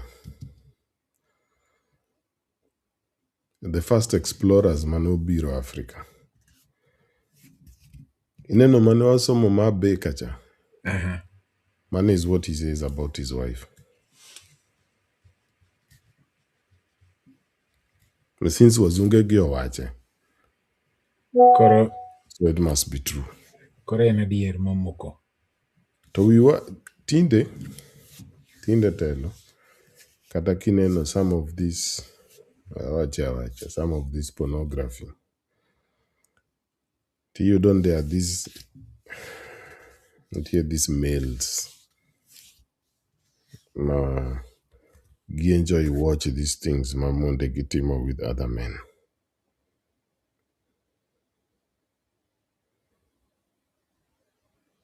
So you don't magia some of this love music and behind every successful man, blah blah blah blah.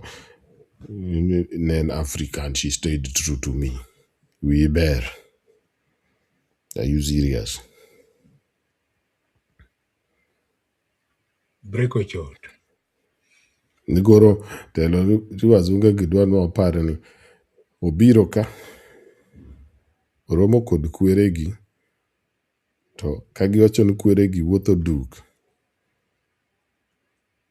the rest inyalo donge telo. Ni kweregi wuotho duk to ji oting'o sword. Something. Awacho kama ni kweregi wuotho duk to kwerewagi oting'o swords. To eno beko wa Europe kucha gi pencil.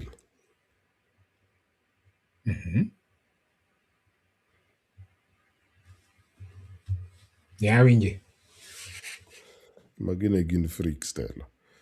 Behind every man there's a successful woman. Kara no biro watch some nasty akiango. So kwa dokon. Majority of majority of instances gini okuwakga. Tiki tongano kanye chwado ne counseling. Ogi understand kaka dichuo en. Odwan koro kwanza kosebedo no achieve nikech that is really difficult. And obed very effective. To amin no bedo effective. Ochako kod identity. Weri gitenda prenua ma wok dire gima waneno. Mimi wana the example.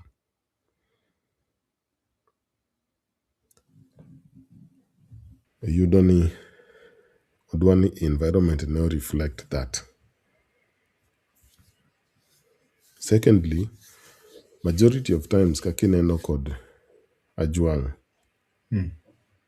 okonyal speak the language of that level koro. Eno lingalinga.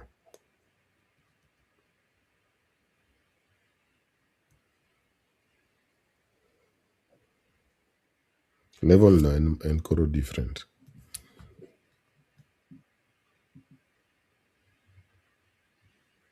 Only problem en Onyango Wodagola is an idiot. GK, Ajuang wachone Onyango, two issues here. Adwani we. Ajuang wachone Onyango ni koyie to mine jathieth ma amabor obi okonye. Kaito in the same sense iwacho ni nikech nyithinde ne pod tindo ne ok nyal konyo manyo ajuoga. Kano koro Onyango dhi ogo thumbe ni kama nodhiye gi jaode matin. This woman passed on. Significance mag these two scenarios, manyna ng'ato jathieth ma amabor, and then effect mar nyithindo mikelo nikech pod ne gitindo omiyo ne ok ginyal konyo mamagi manyo jathieth. Gi effects gi ikelo gi gidonje story ni aspect magigolo en mane wanema. Wadogi ng'ane. In relation to note the story as it is, but how kaka wan sani kaka the kwere gi noneno ngima mabiro biro bang'e ka giketo story. The law wacho gini many times. Wacho ne nitie jathum nyatiti moro marahuma ahinya e piny Kanyamwa ma milambo miluongo ni Onyango Wodogola. Onyango ne en ng'at mong'ere ahinya kendo ji mang'eny nohero thume.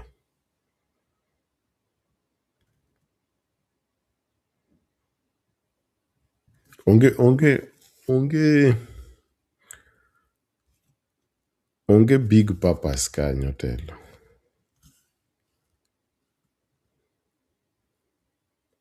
onge big purpose moro kanyo.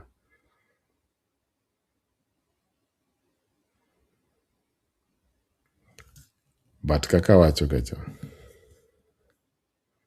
to giwinjo openje ni manyna jathieth maa mabor. Nowacho katelo nade, majority of nyiri gi dwa ng'isi kaka ng'ano en unfair. But what? Answer en gang.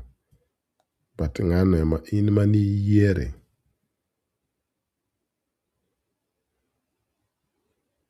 Emomiyo tho. Noyiero ng'ama incompetent.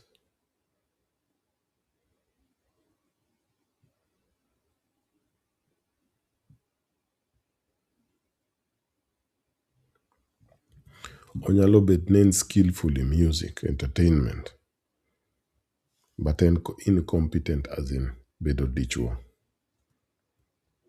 In fact, kobedo introduced GK, kobedo introduced kaka jathum marahuma ma ji nohero kabisa. Before you go on, idwa wuore kaka you want to read about someone ma very competent. Emomiyo gichako telo gi jathum.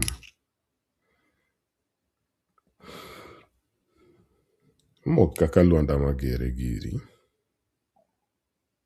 En jathum. Ohere sama ji madho busa, sama ji madho tidit telo. Ok en moro ma ji bodhi for advice. Emomiyo ng'isiga kata kineno luo kuma entie sani. One hand entertainers, another hand politicians. And it is finished.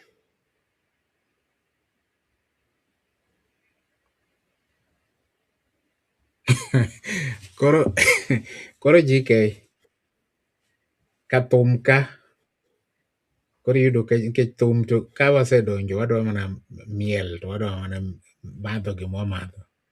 Emomiyo gichako kod gino. An bende abira nwang'o ji 20 kae bas ka kae ma koro abadwa uso idea na mar ohala cha. Onge idea mar ohala kanyo. Ka jogi iseyudo ka ji madho gweng' Fidich kure ka koro ikogolo idea sama. Ka jogi otamre yie koda. Adhi lando gi kaka joluo ok riwre. Jogi obiro miel, jogi obiro madho kong'o, jogi ok obiro iwachni no gibiro ati ing'eni koro nego wachak michango mondo ka ng'ato tho to koro wanyalo konyre. Wachak welfare.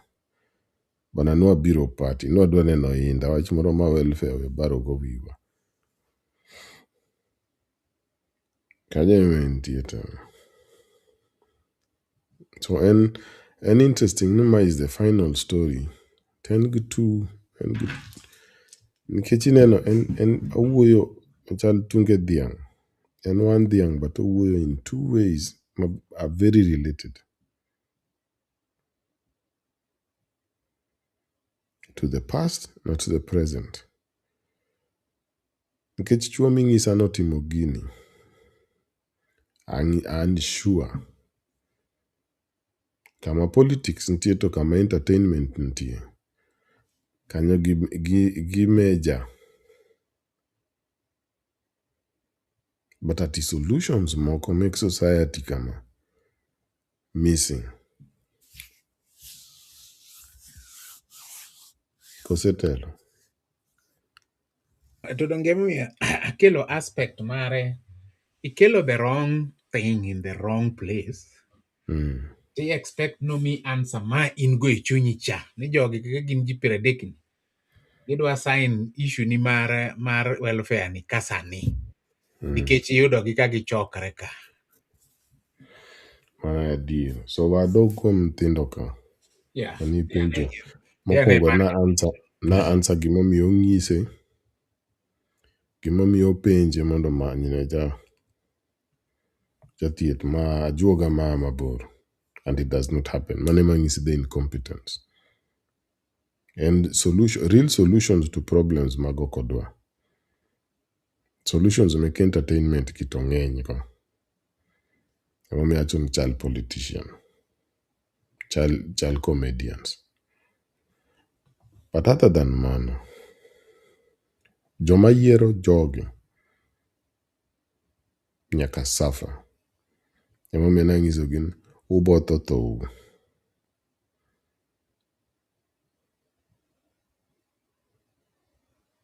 Ubotho thou. Nikech as much as en bedo the first stands for culture. But the culture lives in people. Ka those people also are incompetent, ka jogo choose marach, tok ni the culture botho. Them, emomiyo, nitie two sides. Body ne tho, the essence ne dong, ka tedo nyithindo.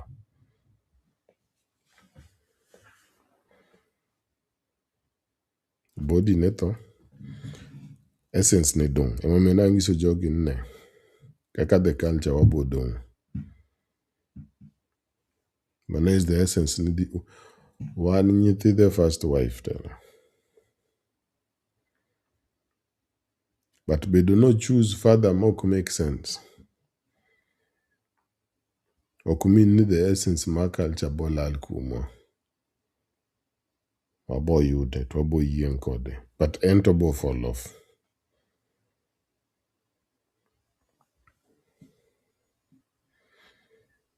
Oketo no lu record politicians gi, entertainers gi. Odongo en politician telo.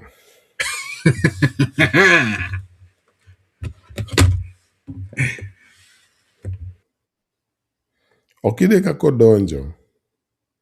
Odongo er. Ang'o modong Luoland kama ji ohero kabisa. The only thing modong ma ji ohero completely. Kata football ok gihero that much.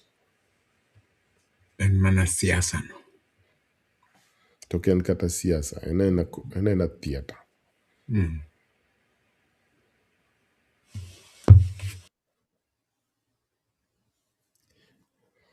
So kanye mo antiyo kode telo. And a very interesting name the last story in this book. But and gi so much impact. Nkecho explain ni kaka ji chopo ga kanyo. To podo explain ni gimamiyo that happens. But ungisi the result of this in the past and in the future.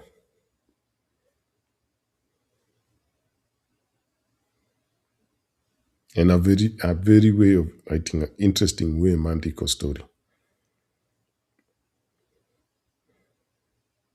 But one no keto no kwanyal winjo gigi. One pod wadong yon Jack and Jill went up the hill.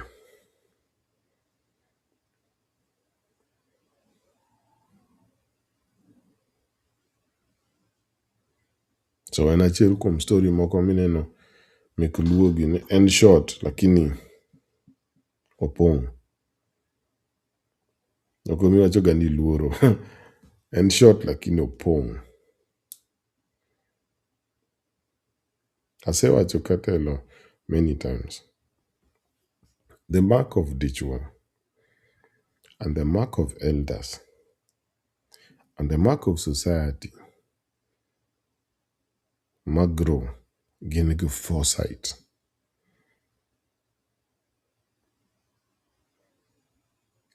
Ginyalo predict some things.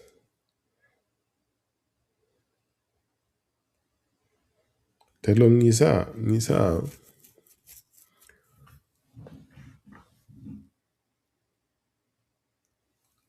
what else can abukete? How would somebody call investment cocken manner?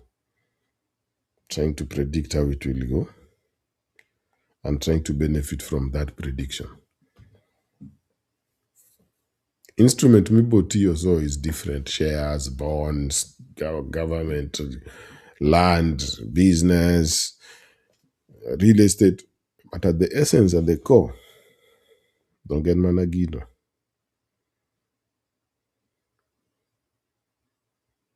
Foresight. En adier. And temo bet on that foresight and profit from that foresight.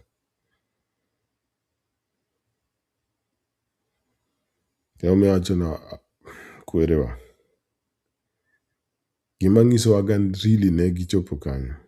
Amount of kata stories gi, the amount of foresight magiketo ga iye kanyo. And amazing.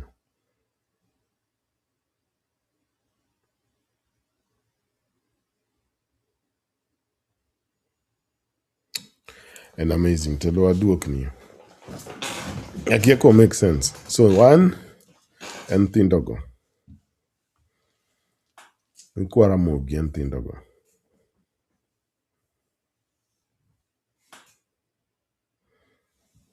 It's going to gibo yudo their food, gibo yieng. Watch that. Tieko sentence ni. Atieko. Adwa teri break matin. Roni Ano sawa. Wapunga ne jogo mapige dok piny, kofi odok piny, ang'o odok piny. Adwa wamed to kawaduogo. To koro waduogo aspect mwatieke go. Stories gi kaka jawachoga. Iwacho ni joma dwa luongo mama pima. Madwa jo ugenyo ng'egi matimo kocha. Nyal kada ng'eni dwa timo no gimoro matin. Koro stories gi gima wachoga kuom gi pile ka pile. Nyikwara mogi en ni wasomo giga to stories mag Luo are not just stories. Gin very deep to inwang'o moro machuok ma it's very short. So it's quite loaded kakoro we are talking about it. Tadwaro ni stories gi keta wenche mwawinjo ka mwapuonjre go gi. Especially jowa matindo. Jowa matindo obeda ne piny kegin penjri ane penjo. Nikech nyithindo ka kiwinje story ni gin kobir gi kama mama tin obiro iri gini dwete wan wasechiemo wayieng. Oken kuon, oken rech, oken chiemo moted magichamo ma en intellectually speaking. We can't be misused. Katieko kaita keto an penjo masamora penjo kata mana the happenings manyo timre for manyocho timre Homa Bay. Have you ever imagined ka nobody bothered ni ng'ato wacho ni wabiro Homa Bay? No one bothers. No one says nothing about it. To jogi biro to bet gi rally gi to gigago yambak gi magigoyo no. To jomodhi e pap kanyo winjo gima giwacho winja. Kidwa duoko gi shauri yako. Yuli. Ni to ka gitieko nikech piny to nyaka ang' yus ma ng'ato ka ng'ato dog kamo ae. Ni to ka gitieko ni koro rituru nerur kamano kuom rwakwa. Have you ever imagined what would have happened? Kaka ng'ama tin moting'o pange lwete.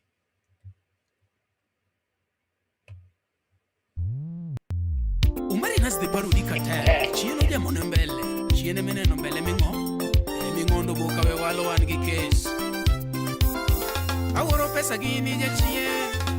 Dongo nek pesa nyake numa. Wololo to karo gi manom. Chris Mziki sounds from the neck. Aworo pesa gini ja chien. Dongo nek pesa nyake muma. Wololo to karo gi manom. Arusi nyasuba. Akwero joge pesa ja chien. Maki kwalo nyako chieni. Komiti nyocha winjo mayo mina ng'ato. Lit gadiera. Jasup pesa ber mana kamari. Ok mar liel. Awacho pile pesa ja chien. Maki kwalo nyako chieni. Apenjo liel kare tindu loko ala. Uchamo mkufi. Awinjo jogo neno mate. Aroji chogo. Toni oramo ne jokuoge. Yawa maneja kare tinde kwalo ya. Yang redida mose balozi. Oh, pinyi ore. Iweni wan nyithindo sana. Koro champesto ni taragana. Prince Isaac Wundola. Oh, pinyi ore. Inema penji. Nuchamo pes ndogo chien kacha. Okwane nyithindo. Ndalo je kuo dongi ngeni 40 pinyi ore. Jogi ero makie. Viparo kaka nini yalo bucha Denis Amisi Oswo Kari kwalo wela nijite Huyu ni mwizi Uchokoliel bangu cha mudu Tobe udhano Kalboja neko Newa chamo pesa di An koru baga Milion ngeny sana Gichiem dala Davido Sniper 254 Imose bazenga mami Umari nas the truth meter Ngime mungao zaidi Tuchamo pesa molele Afwenyo ngi mungao zaidi Tuchamo pesa molele Wasayo jokomiti ni ye udwoku pesa Jokomiti modenya sayo dwokuru pesa Katel magajawa dwokuru pesa Jakom marliete ye dwok pesa Pesa nonori uchunje Kare inti choko tedejo Akoni mera sami chamo lienda ng'ato Ite mi pimo gimari Sani chamo pesa molil Kawa penjo tikun Katel pani wanu bonde Toa tiyo gakil Sani kata kori pango mako ng'ato Wabiro kelo wakil Kalilo chuni nyaki choko ba Ite mi choko gukweli Kata koro bedni chamo pesa ng'ato Ite mi chamo gakil Tupachitini bedo mayaka Omi chamo madei Pesa nonori uchunje Nuningu tiga kili Sani koru siemo nga machielo Ipenjo ben siemo nga machielo Niyawa wukangeso siemo nga machielo Nyaka nyagot siemo nga machielo Musila karero bago wang Majoge karo chamo pesa wang Komiti dongo tugo kodu wang Katel karo pimo wiwa Wasayo jo komiti ni tuo kuru pesa Katel magajawa gito tuo kuru pesa Kingeni chamo pesa tuo kuru pesa Jakom marliete ye tuo pesa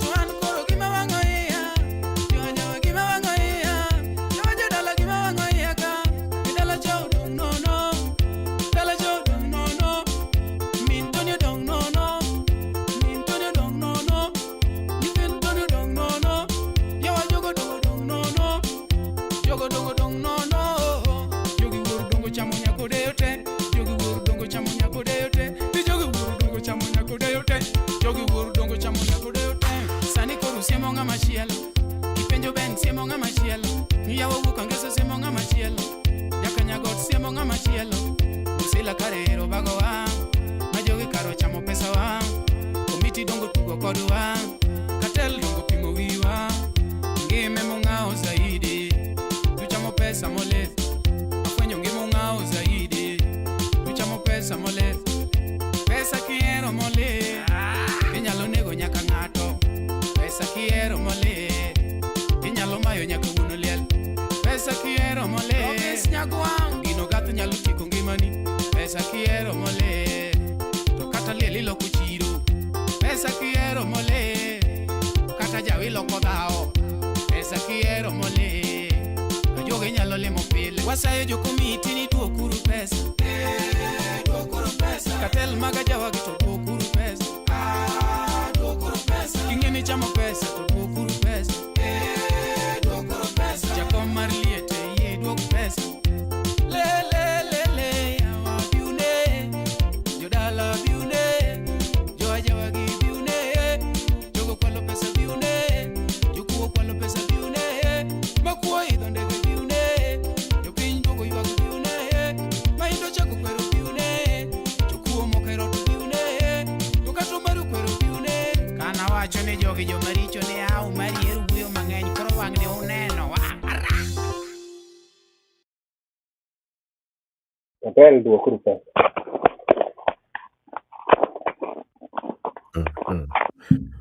So liel tek manade ne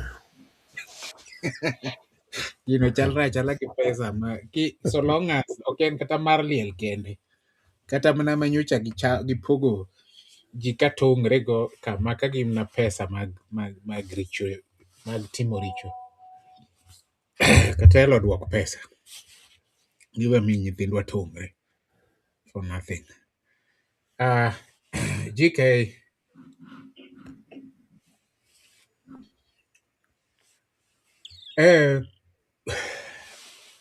ang'isi about a few phone calls mayudo. So it speaks to the heart of what the story mwasomo kawuono. I didn't know it would be connected. So what you've just talked about, I've been quiet most of the time. One, nikech my voice, I don't want to strain it. Two, I wanted to listen to in deeply. Because I was, as you spoke, as you were speaking, I was connecting it to a number of things, Matimre. Eluoland. You've been talking about these things, cartels. This is something we say bit keyword about all the time. Cartels goni sim gidwa honga mondo kik iwuo. Dakika wuo ok ang'eyo kata akia kata ng'ama onege kapok jogi onegi joman ka gi onegi kapok aneno kata but Cartels gochoni mondo igine. ado Ng'ani mos. kata thum magoyono idwa penja ne iwacho ne ori Iwacho ne bana kato George. penja ori Ling mos. Iwacho ni ling mos mondo pes liel ok waduok, ling mos. ne wasewacho ni program ni en duond magolo gigo ma osebet kopand. I was so overwhelmed ka jaduong' en jaduong', and when I say jaduong' en jaduong', Kai was talking to me around these things to ng'isa ni for a long time voices mosebedo ka wuok gin voices ma osebedo ka wacho gik ma gik ma normal mong'ere. Sani kikawo a political position in Kenya, there are only two ways mong'ere ma normal. Nitie joma biro bedo in terms of those terms ma ji dhi 1 term 2 terms go. That's a normal thing. Sani nyocha gik moko mosega timre te, lweny te mosetimre, thoe mosebedo politically mosetimre everywhere, every part of Kenya. Very few places ma pod tho mar siasa okobete, but Mahoma Bay came at the right time. Number one, gin joluo, nikech joluo koro gin they don't have a telo magonagi nosekawa nimba. correct. Thank you. Onagi. To onagi osebedo oseng'e kaka they don't have a code ma Ramoth wecha, so anybody can approach them with any language and they conform. Nikech kata sani king'iyo social media, Luos yanyre moloyo jomoko go te. Luos ema dhaw moloyo jomoko go te king'iyo social media. I thought about deeply. That's why Ramoth piece mi wacho ni chana andiko piece ma nyandiko no. Nyandike because of that. Waseringo to wasedhi mabor sana. Wasedhi mabor gi our codes, you know, those secret messages monego wa orre kiwan. Josiasa ok bi duoko gino. Jothumbe ok bi duoko gino. Hey, well, a few minutes ago we've been talking about sama jodhi mielo thum, jodhi mielo jawa, jodhi mielo nyatiti, jodhi miel. To gibro timo gik malure madonjo gi miel. Achiel kuom gi en yweyo gi kong'o. We are not condemning madho kong'o. Mano life ma ng'ato yiero. How people drink, that's none of anybody's business. The business comes when kong'o derail your mind. Koro iwuoke a low consciousness. Koro itimo gik mobam. Mano to koro we are with you. Inyalo bedo wuoyi ma pod raga ma wuoyi matin. Riek kakiwachoga. Itek. Idhi e gym. In tall, handsome, dark, kaka ubedo ga described cha. But kise wuok e consciousness ma okinyal paro beyond hinyo ogandani, jomonego bedni ne mirito, in emihinyogi. Kochopo kama inyalo ting'o panga kaka ng'ama dichuo, titong'o dhako, itong'o ng'ama dhako gopanga midwa nege, to ni nyingi en nying onagi nikech pesa di, nikech otongla di mamiyo itimo ma. Nyithindo ka okwero min-gi matin, wante wasechiemo, wayieng' maber malich. Ang'o manotimore? Ochopo kama wuon-gi nikech ok ne en ng'at wan, no onge identity. Koro sani wan duto, ok wan duto. I take back that. Nyithindo ma rowere, to gin kata nyithindo, jike aparo ni samoro be nyaka we have to just be truthful. Aparo ni waketho ga nying nyithindo nikech king'iyo kata pichni kata videos ma joma nyo timo gigi, jomoko gin mana 70, 80, 60, 40. Teno ok ginyal bet vijande.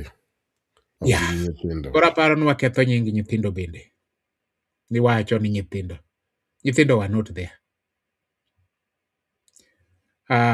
It's concerning. To GK, I need a voice. Wadwaro I don't know how to term it. Politics will say fail. Politicians will say fail completely. And they will okay say fail when you are expecting what from a politician. But gima peace man diko wacho en gima nyakung'e ni in samimi opangano, samimi rungu, samimi kata bunde. Nyithinde gito ni university, US, UK, moko ka gin mana high school to gin mana high schools moko mag Joka Kenyatta ka, moko Nuturi kama St. Andrews Turi. I've been to St. Andrews Turi a number of times. Mode of transport en mana helicopter. Inwang'o ka helicopter opie pap kanya 15 obiro omo nyithindo. Mage jogo. In to in go panga iringo go. Kachiluong nyandiwa, iringi buru nyandiwa. Ini chamo buri nyandiwa kacha. Jike adwa ni biane. Umari nas de paru dikate. Chieno jamo na mbele. Chiene meneno mbele mingo. Mingo chamo pesa molil. Wasayo jokomiti ni udwok pesa. Jokomiti modenya sayo dwok pesa. Katel magajawa dwok pesa. Jakom mar liete ye dwok pesa. Pesa nonoriwo chunje. Kare inti choko tedejo. Akoni mera sami chamo liende ng'ato. GK adwa ni bi in terms of story mwasomo kawuono, which is very related to what is currently going on. Tema mi ahero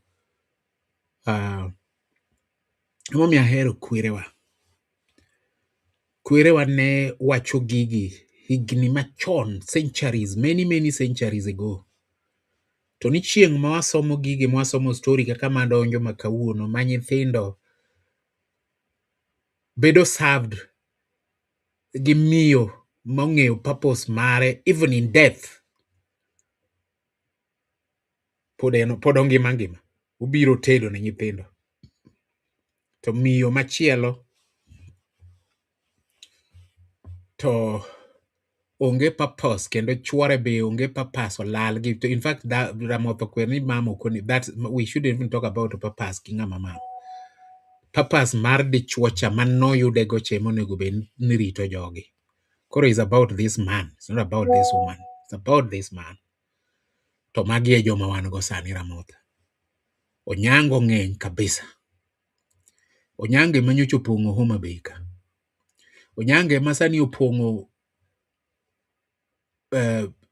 mbui ka yanyre ma en ayany ma odhi wang' ok yot ni to en ng'ano. Nyango yanyre go nyango, to kipenjri king'iyo tinwang'o ne en mana ni voice, that cultural voice onge ma ground them. Culture grounds people.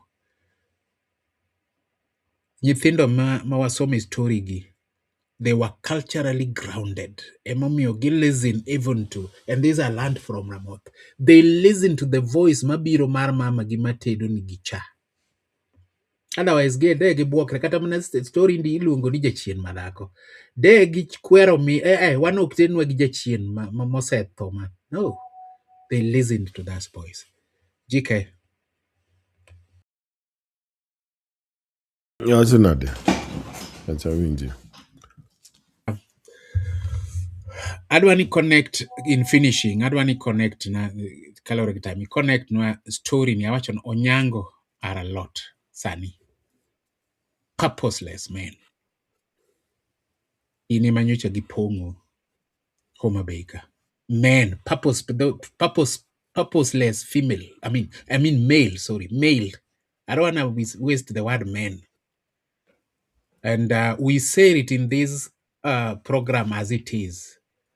Awachoga gimoro pile tanwoega pile ni akweroga anytime ma an kata gi session to mama chako wacho kata ng'ama nyako chako wacho ni chuo kama these men are like this and that apenje ni ichopo kanye kiluongo ng'ani ni man ang'o moqualify mondo iluonge na man nikech some of these people gin mana boys mobedo trapped in a man's body inene as a man but what qualifies them to be called a man? So Ramoth, just in your own words, in your own terms, in relationship gi story masomo kawuono, especially nyithindo ma listen to a voice ma any other child would have been like, but there is a voice that spoke to them. They understood it. Onyango masani giwinjo duol mane.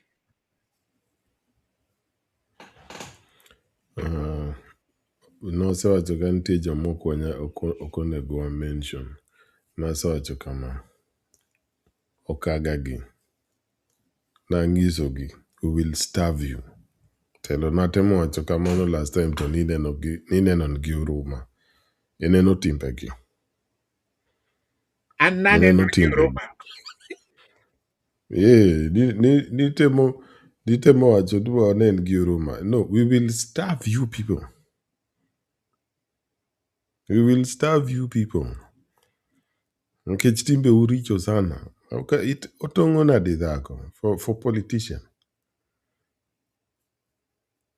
Kata ken kamano telo otongo dhako nowacho ni dhako e oganda.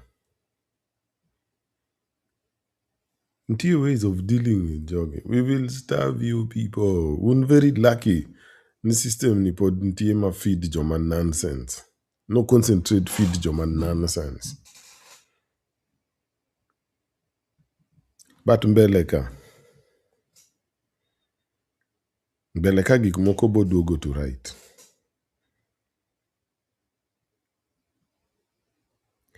Tung'enwa maku. Joma timo gik mofuwogi wa maku. To wanokwa we bet so merciful kaka system ma support joma nonsensical. Ikawe kaka idwaro. But justice nyaka bedie. Justice nyaka bedie. My blood mosebedo ka for thousands and hundreds of thousands of years.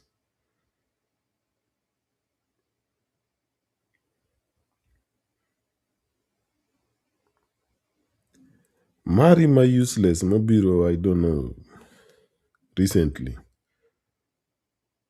Ok be threaten humanity mosebet ka for a very long time. Literally ogo starve you guys.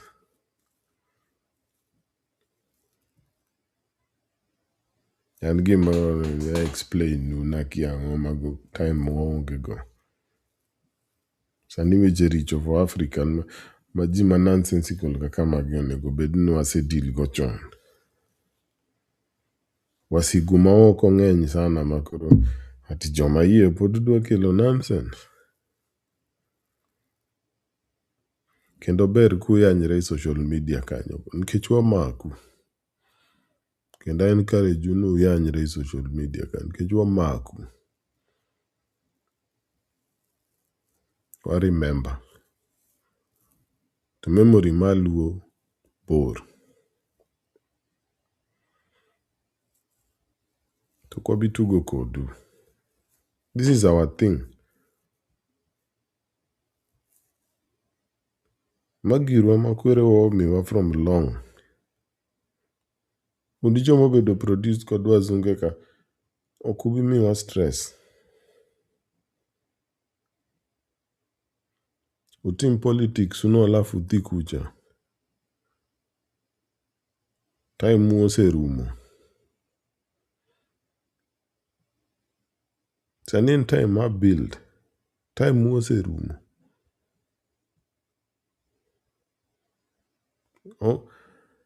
Ok be bed with mercy. Gik motimogi, there will be no mercy. Ubo starve. Kendo abo wochu ku starve. Nikech wan to seng'iswa ni chiemo nitie.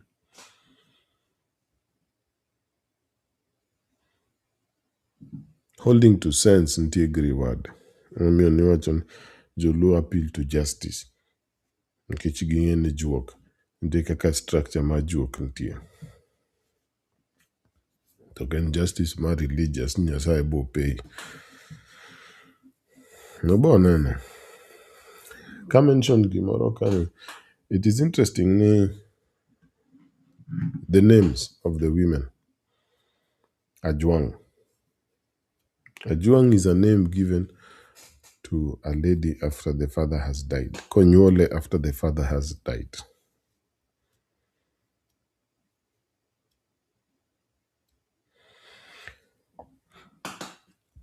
Agola. The meanings are here. Agola and veranda. That is the first meaning. But the second meaning in a ring. Ntia ring mabiroga. Ma come out around the sun or the moon as a symbol. Joanne Kawe as a symbol. A rich man is about to die.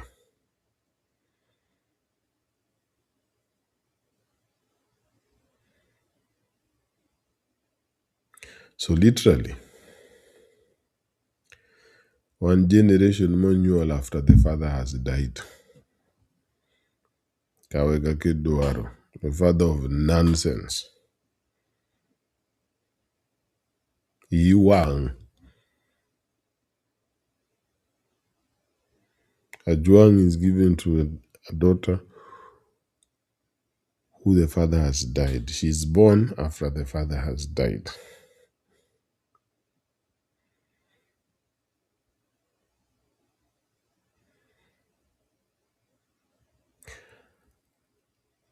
Agola en a ring mawuok around chieng kata dwe. Kaka Joanne interpret that ring as a symbol ma ng'amomeo chiegni tho.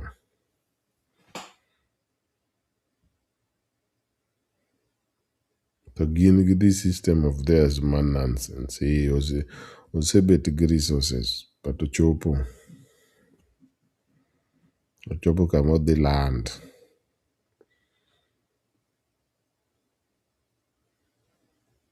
Ochopo kama odhi land. So wan waonge good news. But nti Ramogi, nyikwa Ramogi, gin gibobedo fed very well. The culture nitie. The culture boya opportunities, boya education. Itine. But magi, telo magi. They starve thoroughly. Onge time kod fuo. Telo katieko to nitie. Last time nowacho on some of these heroes. Monego wang'e. Last time nwasomo Gao Mboya. Yeah.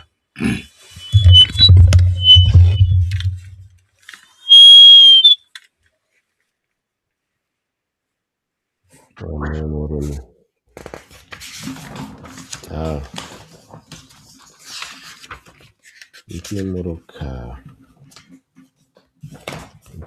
ka ma nitie warriors but nitie scientists be. Iluongo na juoga but mokani scientist.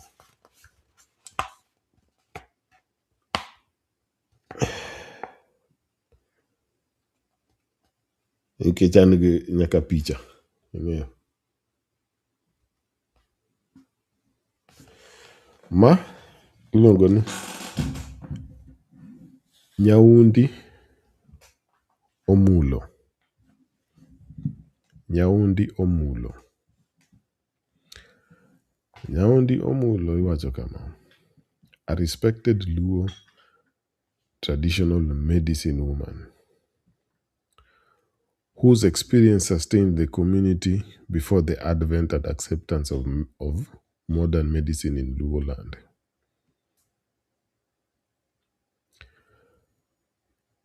Based at Seme, Kakelo, in the present-day Kisumu County, but she was based at Seme, Kakelo, in present-day Kisumu County, but consulted widely in the then central Nyanza, especially on women and children's diseases. Nyaundi Omulo. So, one was a bit like female scientist chakre chon. Mokel this wave of empowerment anakia, but my legacy must a bit kantie for a long time. So tell her aduok niga. Erokamano JK. Nikuwa na Muge Jwang. Ok ber kata matin. Tang'eyo ni jun duto mawinjo ka, because I know a number of you who are in a number of places or aired their voices about gimotimreni. Wan oganda mochanore. Ne kata mana story mar Ramoth osomo ma short about that. Okay. Just that introduction. Ne wan oganda mochanore. To podi wan oganda mochanore kata sani. Emomiyo kawa wacho ni we shall punish you. We're not coming to you with pangas. We're not coming to you with rungus. The culture is coming for you. Because I believe Luo culture never celebrated reckless violence. Our culture honored courage, wisdom, restraint, and the protection of life. A society that sends its strongest young men to destroy instead of build has abandoned its own roots and heritage. Never become a weapon in another person's ambition. No political seat is worth your blood, your future, or your freedom. And by the way, a society that cherishes freedom must also cherish order and wisdom. Freedom is a gift. Freedom is not a weapon.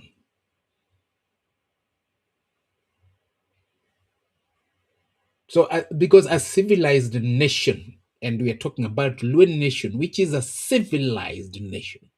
Luo nation has always been a civilized nation. A number of Wabeberus who visited this place earlier on have got their own stories about them. Baker says ni jaluo no kinyal tiyo ni. They have to go look for workers elsewhere. Record says And Ramoth, you must one day also do this Odera Kangos also. That Odera Kang was so organized in his own community that Indians who wanted to force him to take their trade ware to Kisumu, he told them, no, we are the source. If you want something, you go to the source. We're not bringing those things to Kisumu for you. Come to Yala. And Indians went to get whatever they wanted from Odera Kango's community in Yala. Civilizations, astute, straightforward, leadership at its core, knows what he wants for his community.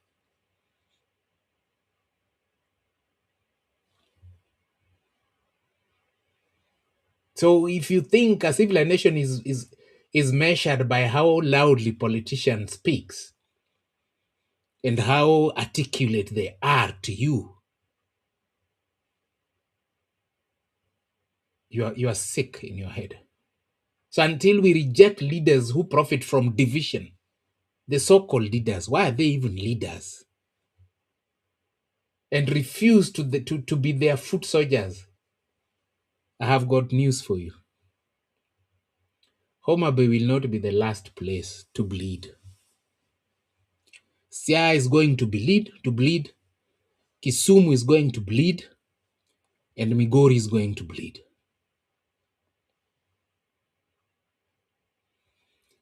But Ramogi Cultural Institute for Luo Heritage Research and Education believes this way. The monster is man-made.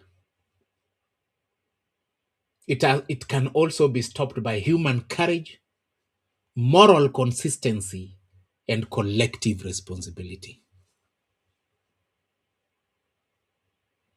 We're going to raise our voices against the so-called men, male turned female with behavior. You cannot raise a panga, a machete, whatever you call it, even a gun. You can't put a gun on the head of a woman whom you're meant to protect.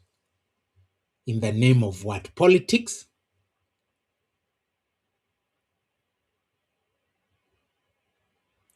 Ramogi Cultural Institute for Luo Heritage Research and Education is calling you to order. The kids are not involved. Young men are not involved in this. They are simply feeding from your wrong deeds. The millennials led this thing. We're calling a spade a spade. They were all there speaking rubbish before and after.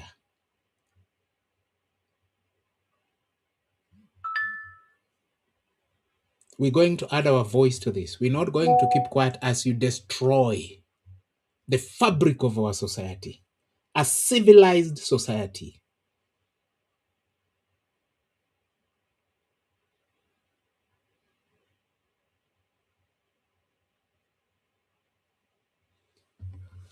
That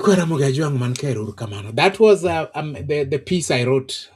I posted it in my social media all over pages. If you have, you can go there and read what I wrote. I wrote it after listening to what is going on with our people. Erur Kamano, those who joined us today, I don't know. Let me give back to Ramoth, if Ramoth still have something before we close. But Ramoth, back to you. Antelo tieka. Nero kamane mana lokolo. To those who are here, kamano sana. Tieke. Okay. As always, we thank you for taking your time to join us for today's Coffee and a Luo book. And we connected it. It's quite profound that the story talked of what is currently happening, like live. The fire is still burning. There are people who are still hospitalized. People lost their lives. some roads were shown, and you are now called people from Afghanistan and all those places. I don't have a problem with those ones. That's names of places nobody bothers anybody with. Our character, we need to be grounded back. We need to speak to ourselves before we act. And by the way, I just have a small reminder in closing. Social media will be your worst enemy. You know, when you are young, or you call yourself young, full of life, tall, dark, and handsome, six pack, and you have data and you have a phone, and you do these recordings. Now, because you are in the limelight, it's the fashion, it's trending. You are doing it for likes and for followers. I give you 10 years from today. You shall have moved a bit in your life. Some of the things you're doing now will not be making sense in 10 years to come. The problem is you will never take them off social media. Tell is jogi adier, they will not be in existence. Jogo, jomadak kako luenda ok dag ga. Exactly. If in fact I said it, Ramoth, in my piece, I said after elections, what happens? Politicians, they sit down No, and talk this about power. nonsense. Yes, Ginego these people. yes. Ginego these clowns. They kill them because you are no longer of use to them. They've gotten what they wanted. They finish you.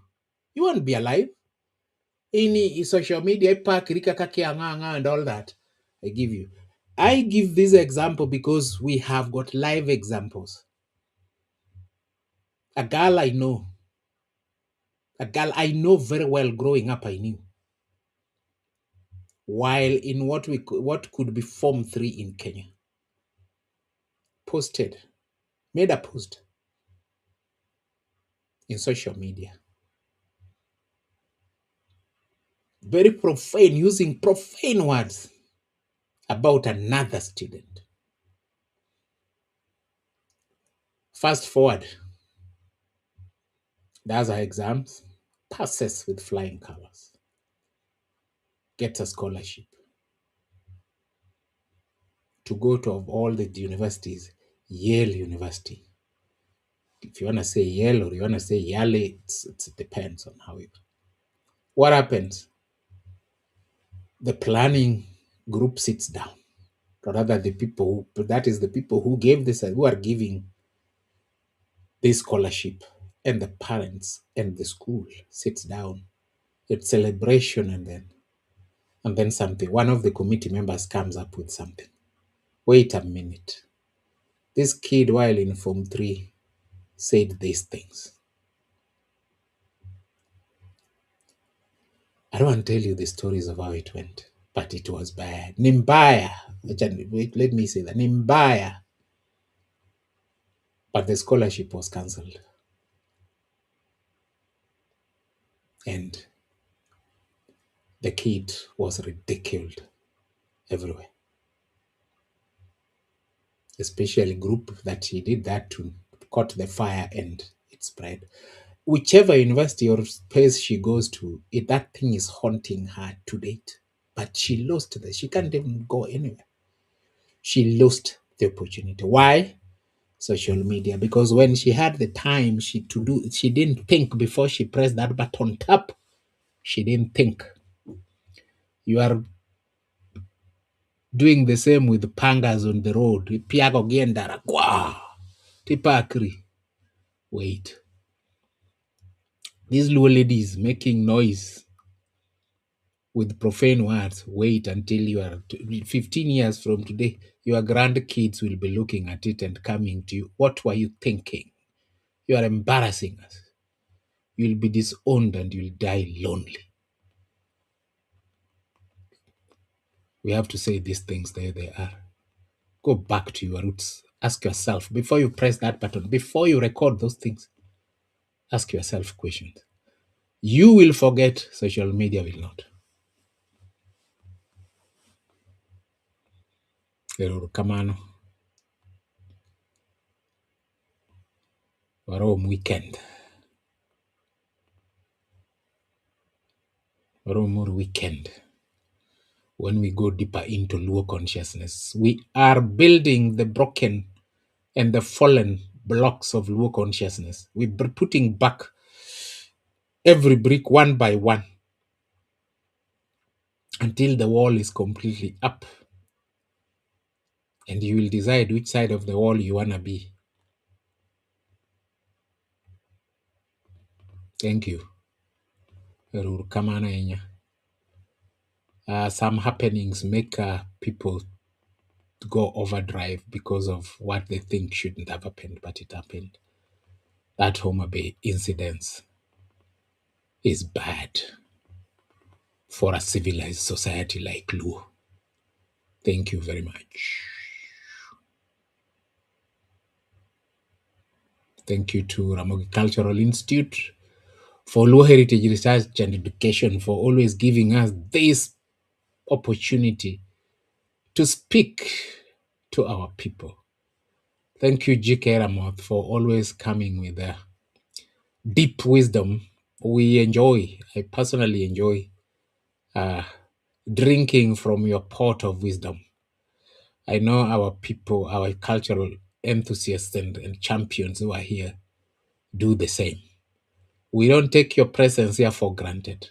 Pass the message to those young people. Pass the message to our colleagues, to your families, that they must be careful, especially during this reign of social media. Social media will bring you up. Social media will crush you. It has done it so many, many, many times. Be careful. Thank you. Thank you.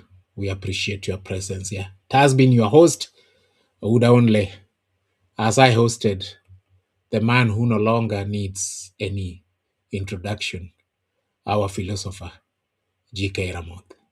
Thank you. Umari nas de parudi katel, chieno jamone mbele, chiene meneno mbele mingondo boka we walo angi case. Aworo pesa gini ja chien, dongo nek pesa nyake numa, wololo tokaro gimano, Chris Mziki, sounds from the lake. Aworo pesa gini ja chien, dongo nek pesa nyake muma, wololo tokaro gimano, arusi nyasuba, akwero joge pesa ja chien, maki kwalo nyako chieni, komiti nyocha winjo mayo mina ngato, lit gadiera, jasup pesa ber mana kamari, ok marlie.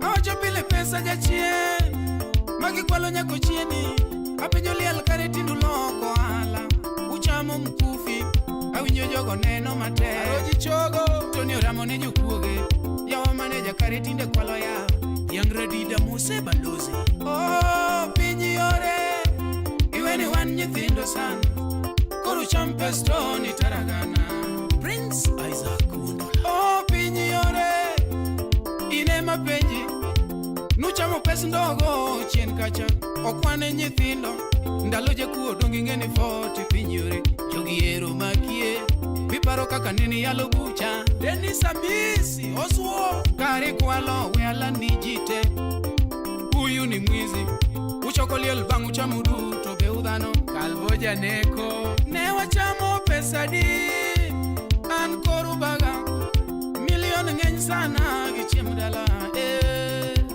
Davido Sniper 254 imose bazenga mami Umari nas the truth meta ngime mungao zaidi tuchamo pesa mole afwenyo ngime mungao zaidi tuchamo pesa mole wasayo jokomiti ni yudo pesa jokomiti modenya sayo dokuru pesa katel magajawa dokuru pesa Jacob Marliete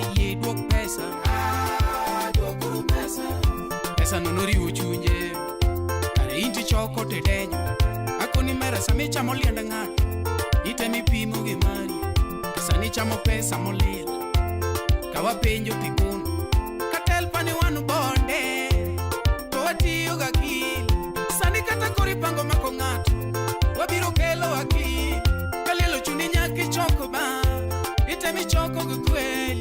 To kata koro bedni chamo pesa ng'ato, ite mi chamo gakil. To pachitini bedo mayaka, mi chamo madei. Pesa nonori uchunje, nuningu tiga gakil. Sani koro siemo ng'ama chielo, kipenjo ben siemo ng'ama chielo. Niyawa wuka ngeso siemo ng'ama chielo, nyaka nyagot siemo ng'ama chielo. Musila karero bago wang, majogi karo chamo pesa wang. Komiti dongo tugo kodu wang, katel karo pimo wiwa. Wasayo jo komiti ni tuo kuru pesa, tuo kuru pesa. Katel maga jawa gito tuo kuru pesa, tuo kuru pesa. Kingeni chamo pesa to tuo kuru pesa, tuo kuru pesa. Jakom mar liete ye tuo pesa, tuo kuru pesa. Tuan koro gima wango iya, jonyo gima wango iya. Jojo dala gima wango iya ka, dala jo dong no no, dala jo dong no no. Min tonyo dong no no, min tonyo dong no no. Min tonyo dong no no, yawa jogo dong no no, jogo dong no no. Jogi wuru dongo chamo nyakode yote, jogi wuru dongo chamo nyakode yote. Jogi wuru dongo chamo nyakode yote, jogi wuru dongo chamo nyakode yote. Sani koru siemo ng'ama chielo, kipenjo ben siemo ng'ama chielo. Niyawa wuka ngeso siemo ng'ama chielo, nyaka nyagot siemo ng'ama chielo. Musila karero bago wang, majogi karo chamo pesa wang. Komiti dongo tugo kodu wang, katel dongo pimo wiwa. Ngime mong'ao zaidi, tuchamo pesa moles. Afwenyo ngime mong'ao zaidi, tuchamo pesa moles. Pesa kiero moles, inyalo nego nyaka ng'ato. Pesa kiero moles, inyalo mayo nyaka wuno liel. Pesa kiero moles, nyagwang gino gath nyalo tieko ngimani. Pesa kiero moles, to kata liel iloko chiro. Pesa kiero moles, kata jawi iloko dhao. Pesa kiero moles, to joge nyalo limo pile. Wasayo jo komiti ni tuo kuru pesa, tuo kuru pesa. Katel maga